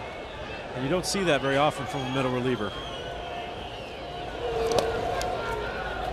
I think there should be. I think it should be mandatory that a middle reliever is selected. You know, they have a guy represented from each team. I think middle relievers should have somebody, at least one middle reliever, on that All-Star team. That is the most overlooked and underappreciated position in the game is middle relief. You know, the starters and closers obviously get all the attention. But the backbone of your team, I think, is how you bridge the gap from your starter to your closer. And you'll see time and time again that the most successful teams are the ones that have the best bullpens. And there are teams that have great closers but can't get to them. Can't get to him. That great closer does you no good if he doesn't have the lead in the 9th inning. And you go back to the Yankee teams with Mariano Rivera setting up John Wetland. You talk to guys, that was basically a 7-inning game. Because when you got to those two guys, the game was over. Brad Lidge, of course, had a lights-out year last year, and it was Ryan Madsen and J.C. Romero who were the guys that filled the gaps between starter and Lidge last year. That is a shovel pass that needs a little more oomph. Our Mercedes-Benz assist of the game. Actually, that would be a put out, but I think that's in the spirit of the assist of the game.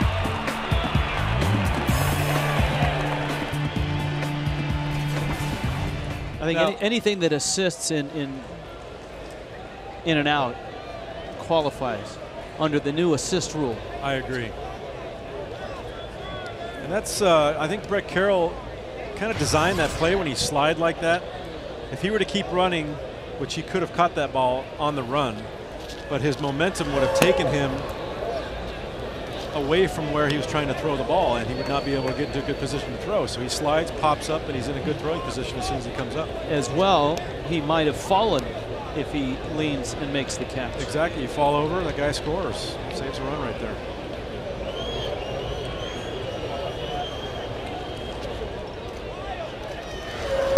The Marlins are, Jeff, at a point now where they're at the other side of the equation.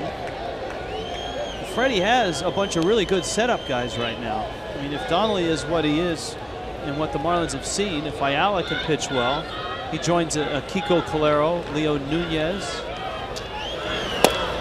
Pinto, Dan Meyer. So all guys that are capable of handling 7th and 8th inning duty, and maybe out of that group emerges a closer. Maybe Meyer can lock that job down. Maybe Nunez can do it. Utley hammers one into the corner.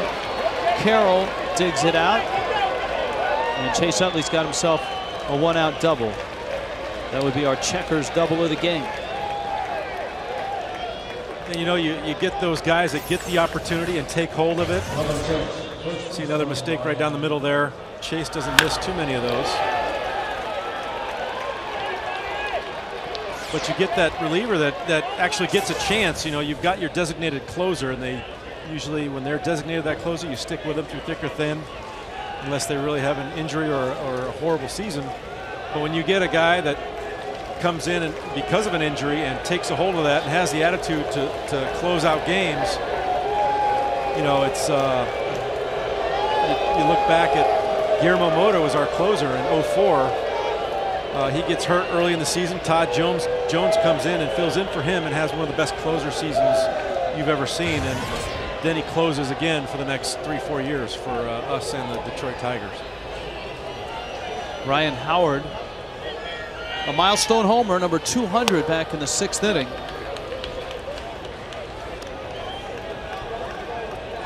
And it won't be long before he's sitting on 300.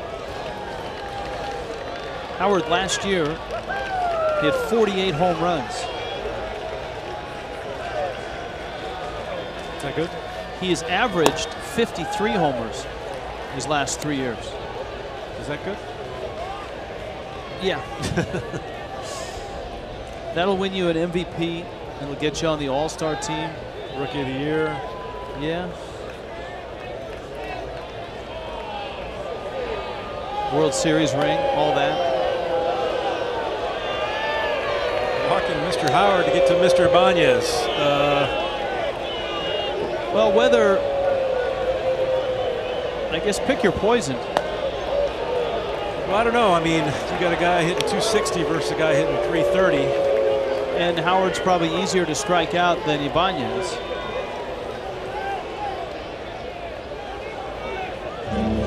Howard is 2 for 3 with a homer. Ibanez is 2 for 3 with 2 homers.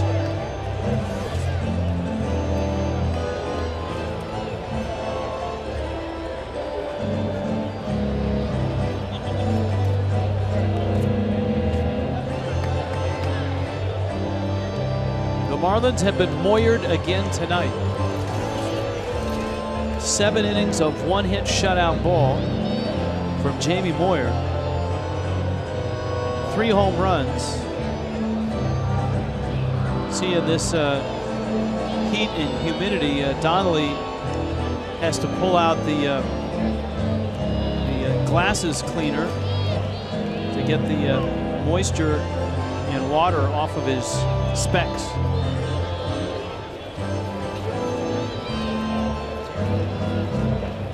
Number 29, left fielder Raul Ibanez.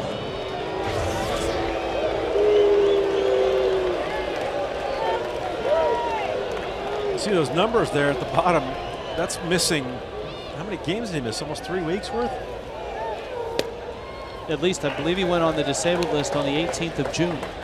And he came back right before the break.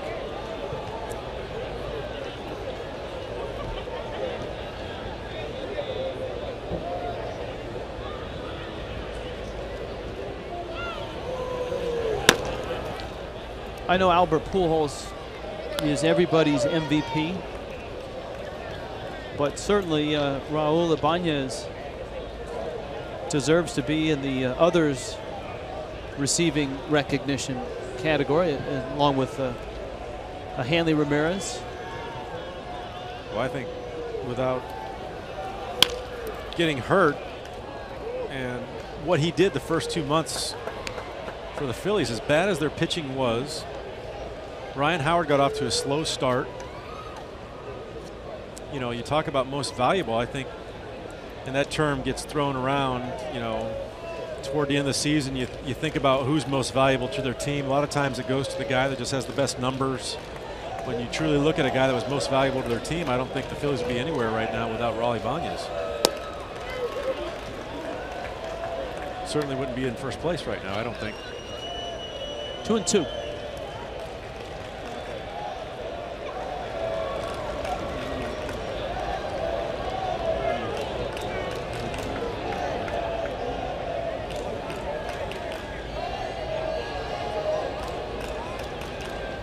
Season Pujols is putting up is just historic, though. It's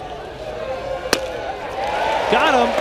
So the gamble to walk Howard and pitch to Ibanez works out. Love it when a plan works out. Chases a high fastball right here, out of the strike zone.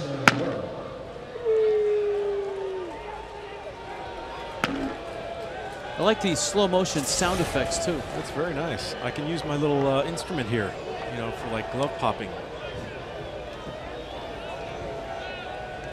Here's Worth.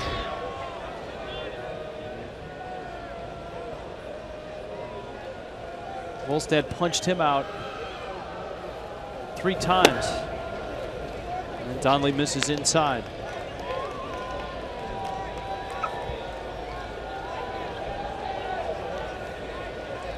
Hopefully we can get to the Phillies bullpen now that Mr. Moyer's out of the game.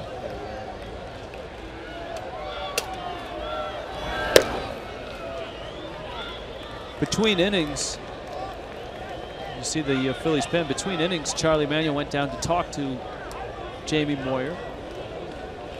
It looked like the discussion was, can you go a little bit further? Charlie actually may have been asking him if he could go on 2 days rest and pitch the 4th game of this series. The way he's handled the fish. Maybe he's coming back out. I saw handshakes in there. There were handshakes, the obligatory pats on the back. Nice job.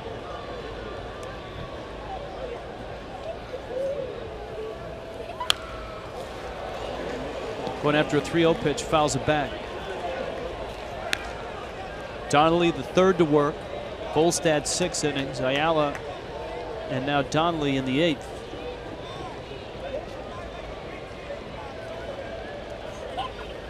With the struggles of Brad Lidge this year in the back end of that bullpen, not quite as automatic as it was last year. 47 for 47 on save opportunities for the Phillies last year. And in Lidge's absence during an injury, Ryan Madson had his struggles trying to close. Count full 3-2. When you get those relievers out of their comfort zone, Madson last year was lights out as a setup guy, but you put him in a closer role and mentally probably just couldn't handle it. Count still 3-2.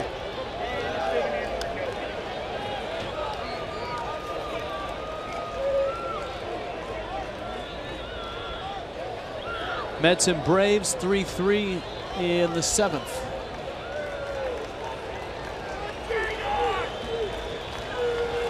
Boy, the Mets. That's been something to watch this year, hasn't it? Yes, it's an injury-filled team, that's for sure. 3-2. Got him. Donnelly went 3-0 and then comes back and strikes out Jason Worth. Madson getting loose. 4-0 Phillies.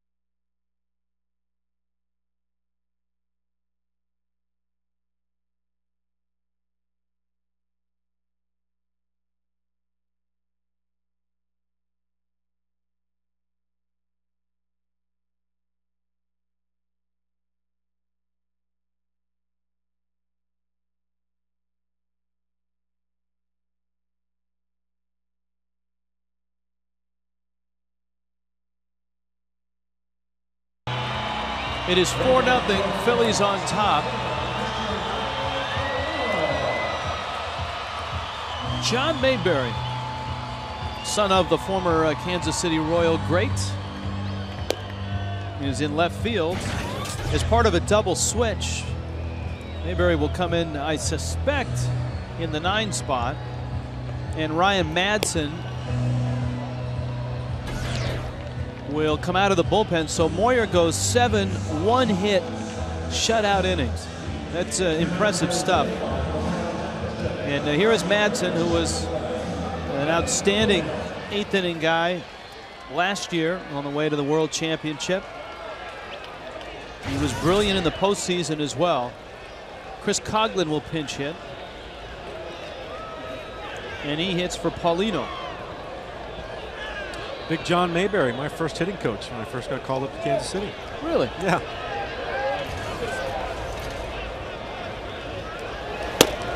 Now I'm watching his son play. How old am I? Coghlan takes a fastball high. Chris not getting the start with Moyer on the mound.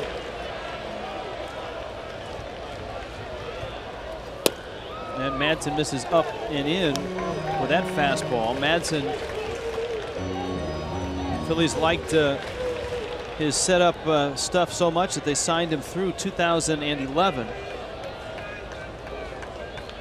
He's bringing a mid-90s fastball, but the pitch that really got him, I think, over the hump is his changeup. His changeup is outstanding, and he kind of had a little bit of couple of down years. I think he relied so much on that changeup. Guys are starting to get used to it, starting to hit off that.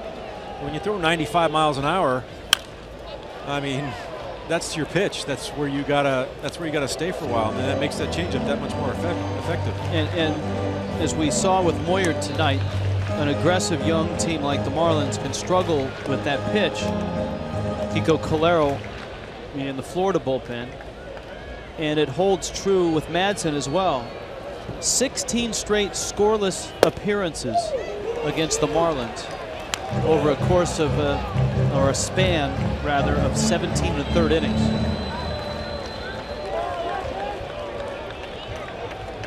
You see he hasn't even gone to the changeup yet. All fastballs to Coghlan. Fastball there, ground ball, and an out. Jorge Cantu has the only hit.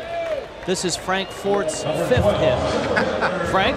Guys, thanks very much. The home run has played a big part in the Philadelphia Phillies season. Now, granted, they play in a homer-friendly park, but with their 3 home runs tonight, they now have 63 road home runs. That's the most in the National League. Philly pitching has surrendered 123 home runs this year, the vast majority of those at home, but they have given up 53 in 41 road games coming into tonight. Jamie Moyer, think about this, he's given up 21 home runs, but of course none tonight. He looked nothing like a pitcher who's had that kind of problem with the long ball this season. Rich? That is for sure. And the biggest pitch of the night from Moyer came to this man, Cody Ross, on a 2-0 count with runners first and second and 1 out. Ross Glode is on deck. Here was the pitch.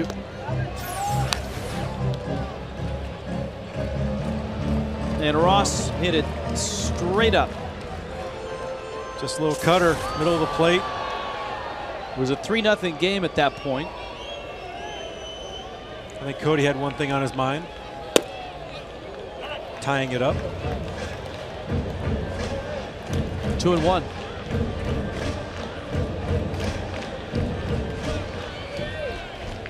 Madsen's got a couple different fastballs. You'll see the first fastball inside there to Cody. He's got a pretty good run to it. Sink inside. He also throws a cutter. And a devastating changeup. I mean, when you're throwing 94, 95 miles an hour and you're throwing an excellent 80-mile-an-hour changeup, that's a pretty good combo. That was a strike, but it looked pretty ugly because Ruiz had to go from the inside part of the plate to the outside. And oftentimes you'll find an umpire will not give that to a pitcher just because it does look ugly and he missed his spot by that much. And from the bench or the stands, all you see is the catcher reaching for a ball, and you wonder how can that be a strike? And the umpire is terrible. Line shot into center. Victorino is there, and he makes the catch. I think all in all, Rob Drake has called a pretty good game behind the plate. He has done a very good job. Did I just say that about an umpire? No, you were speaking in a you were speaking. Let me see how to frame this. You were not speaking directly to the job that Rob Drake was doing. You were illustrating what a fan might think if he sees a catcher reach across for that pitch. Right. Good call. Thanks. So here's Glode hitting for Carroll. Little fly ball. Mayberry coming over, and he's there and makes the catch. He runs a little better than his dad. A little bit built differently than his dad, too.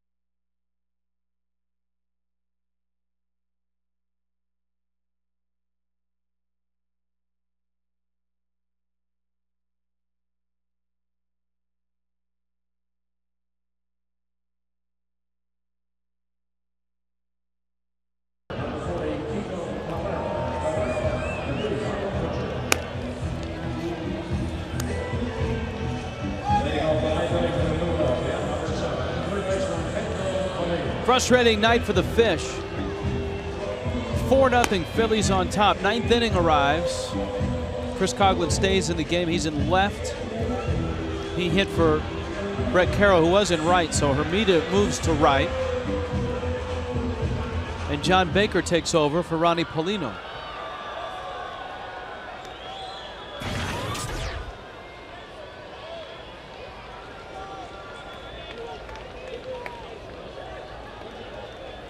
Kiko now, and then Calero, nice to have him back. Marlins missed him while he was gone. He'd been a durable and dependable 7th, 8th inning guy with his sliders of death. Sliders from every angle. Slider, slider, slider, slider, slider. Pedro Feliz, Carlos Ruiz, and we expect John Mayberry.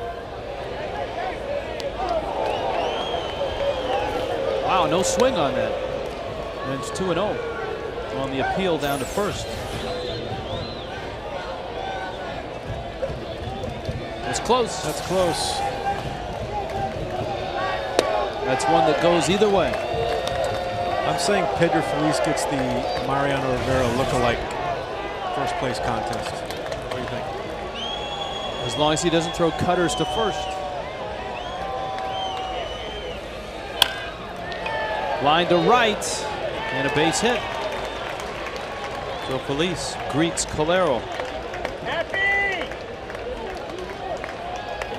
Number 51, catcher. Marlins bullpen has pitched to 2 scoreless innings in relief of Chris Volstad. Here is Ruiz. See Calero falling behind there with 2 sliders, had to come back with a couple fastballs.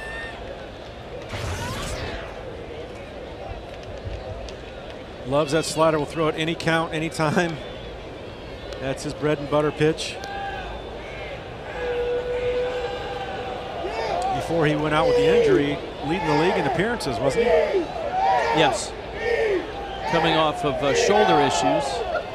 So I think in the second half, the Marlins will be a little more judicious with how they use him.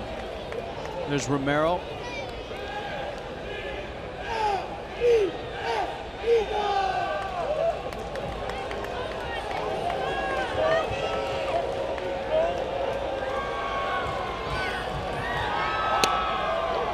Calero misses up. He will be a big component of this second half surge for the Marlins in their bullpen. If we're going to have any success, I think he's a big key to that.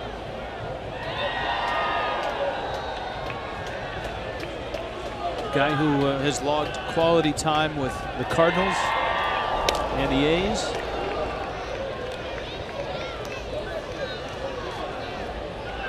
Tonight it's all about the long ball for the Phillies. 2 home runs by Raul Ibanez. A solo shot by Ryan Howard for Howard, his 200th career homer. And the Marlins once again could not handle Jamie Moyer. Baker. That's a heck of a play. Nice catch by the fan. Who needs a glove?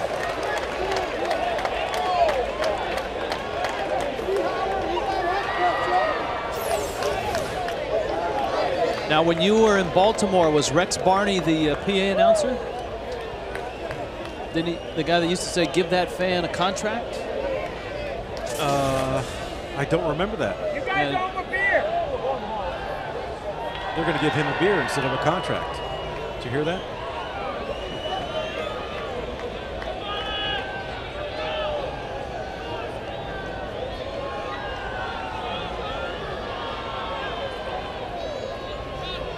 One-two coming. And Calero with the slider after a slider. He did throw a fastball in that at bat. He did. You face Calero and you absolutely know what's coming. If he gets ahead in the count, you know a slider's coming. And you would think that a major league hitter, if you know a pitch is coming, you'd be able to, but his is really that good. Breaks down and away from a right-handed hitter. A lot of sliders might just do what the name is slide and stay on the same plane. His goes down and away. And with his arm action and the spin, it's really difficult to pick up the rotation of the ball. Here's Mayberry, and he takes a breaking ball for a strike. His father was a much thicker man and was a left-handed hitter and a real pull hitter. And a first baseman with Kansas City who hit 255 homers in 15 seasons. You know, I called him Big John. He was Big John. Mayberry originally drafted in the first round by Seattle and did not sign, and then again was drafted in the first round by the Rangers after he had gone on to play collegiately at Stanford.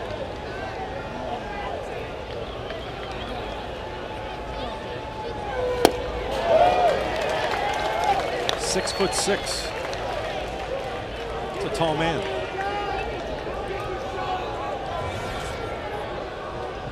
This year had 8 home runs in 52 games in AAA.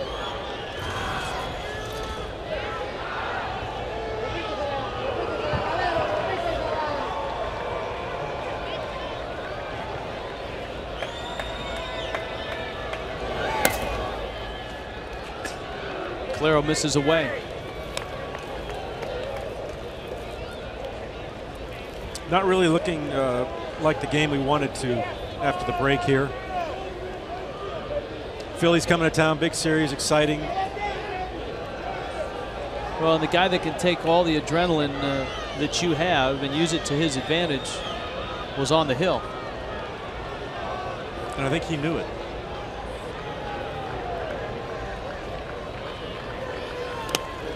And obviously important for the Marlins to play well against the Phillies in the second half, not just because they're 4 games back of this team, but because including this game, the Marlins have 12 against Charlie Manuel and the Phillies in the second half. 12 against the Phillies, 12 against the Braves, 9 against the Mets, 9 against the Nationals.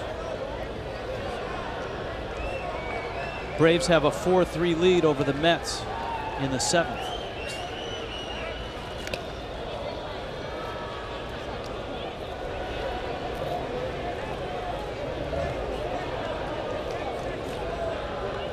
Like you said earlier, you know, you watch at this point, the Marlins will start watching the Chicago Cubs games and the Milwaukee Brewer games to.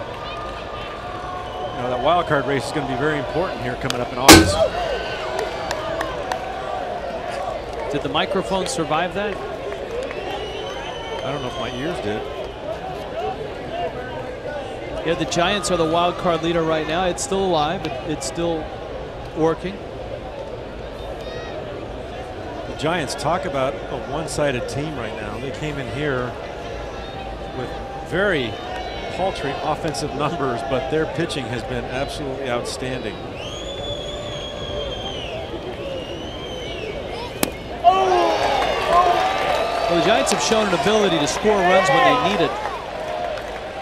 As Calero punches out Mayberry, Rollins comes up. Wild card standings going into the break. The Giants. The Rockies, of course, have had that great surge under Jim Tracy. Brewers, Marlins. Cubs are a real mystery at 500.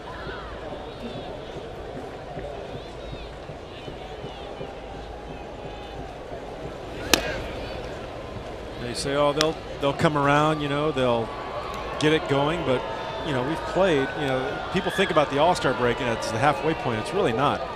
Marlins have played 90 of their games already. See, the Cubs have played 86 of their games. And at some point, you know, you got to turn it on. You can't wait until September in order to win the wild card or win division. You've got to start playing right now. That's why I think a lot of these teams, Cubs included, might start making some moves before this All-Star or for the trading deadline to get that jump start and go in for a good August and September.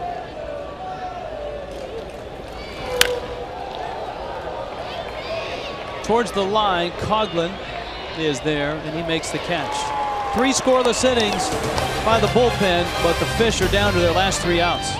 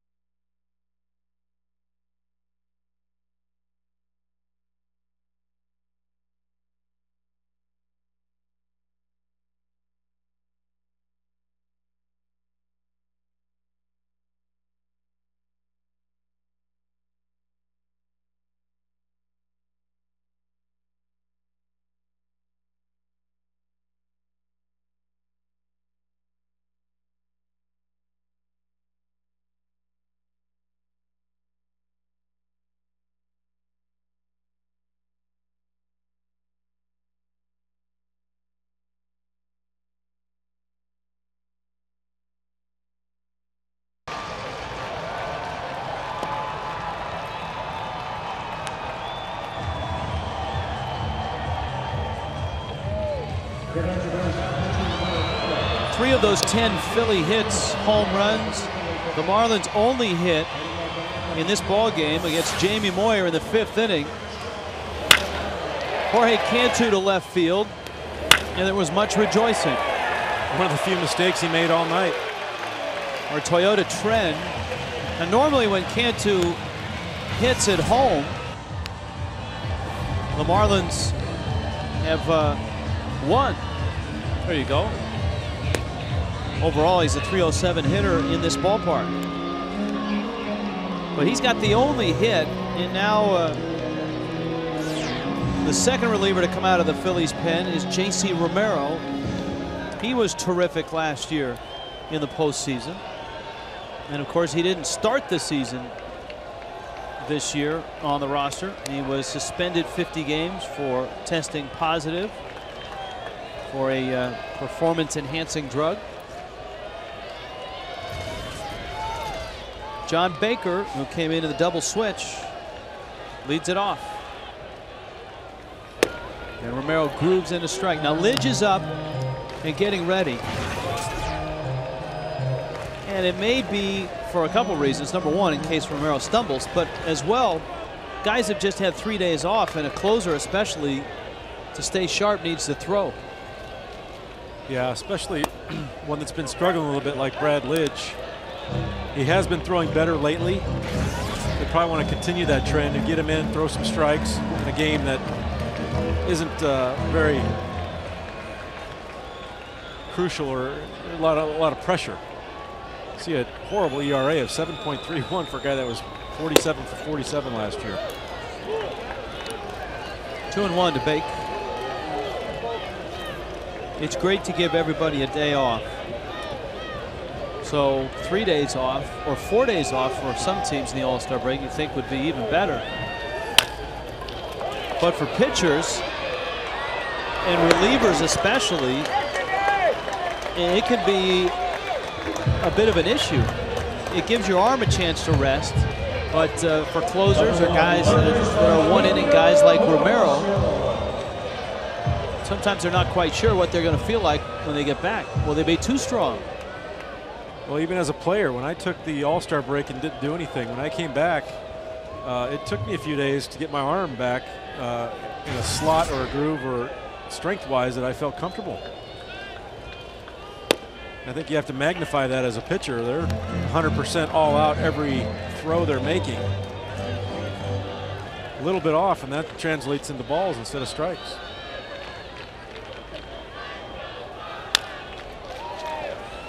Rollins backing up. Quick release. Wow. And just gets Bonifacio, who was 0 for 4 tonight, but he's got company. Everybody is 0 for tonight except for Cantu. See Rollins not hitting, but contributing this way right here, defense. That's a great play right there to get Bonifacio. Rollins has won 2 consecutive Gold Gloves and might be headed towards another. He's made just 3 errors. Although if you go by other metrics in measuring defense, last I checked, ultimate zone rating for shortstops, Jack Wilson of the Pirates was atop that list. Always been a big fan of his defense. Tremendous defensive player, makes all the plays. I think he's going to be someplace other than Pittsburgh here in the next 3 weeks. At the rate their team is going, I think Pittsburgh might be somewhere else other than Pittsburgh in a couple weeks. Trading their 2 best players. A lot of discontent in that clubhouse because of trading a Nate McLeod, all-star center fielder from last year. Nyjer Morgan being dealt as well. Hermida takes down low.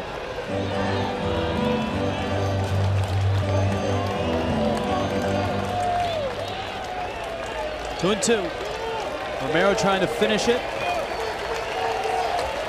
Phillies trying to open the second half of the win, and they do. J.C. Romero strikes out Jeremy Hermida. This Philly ball club now has won 10 of their last 11.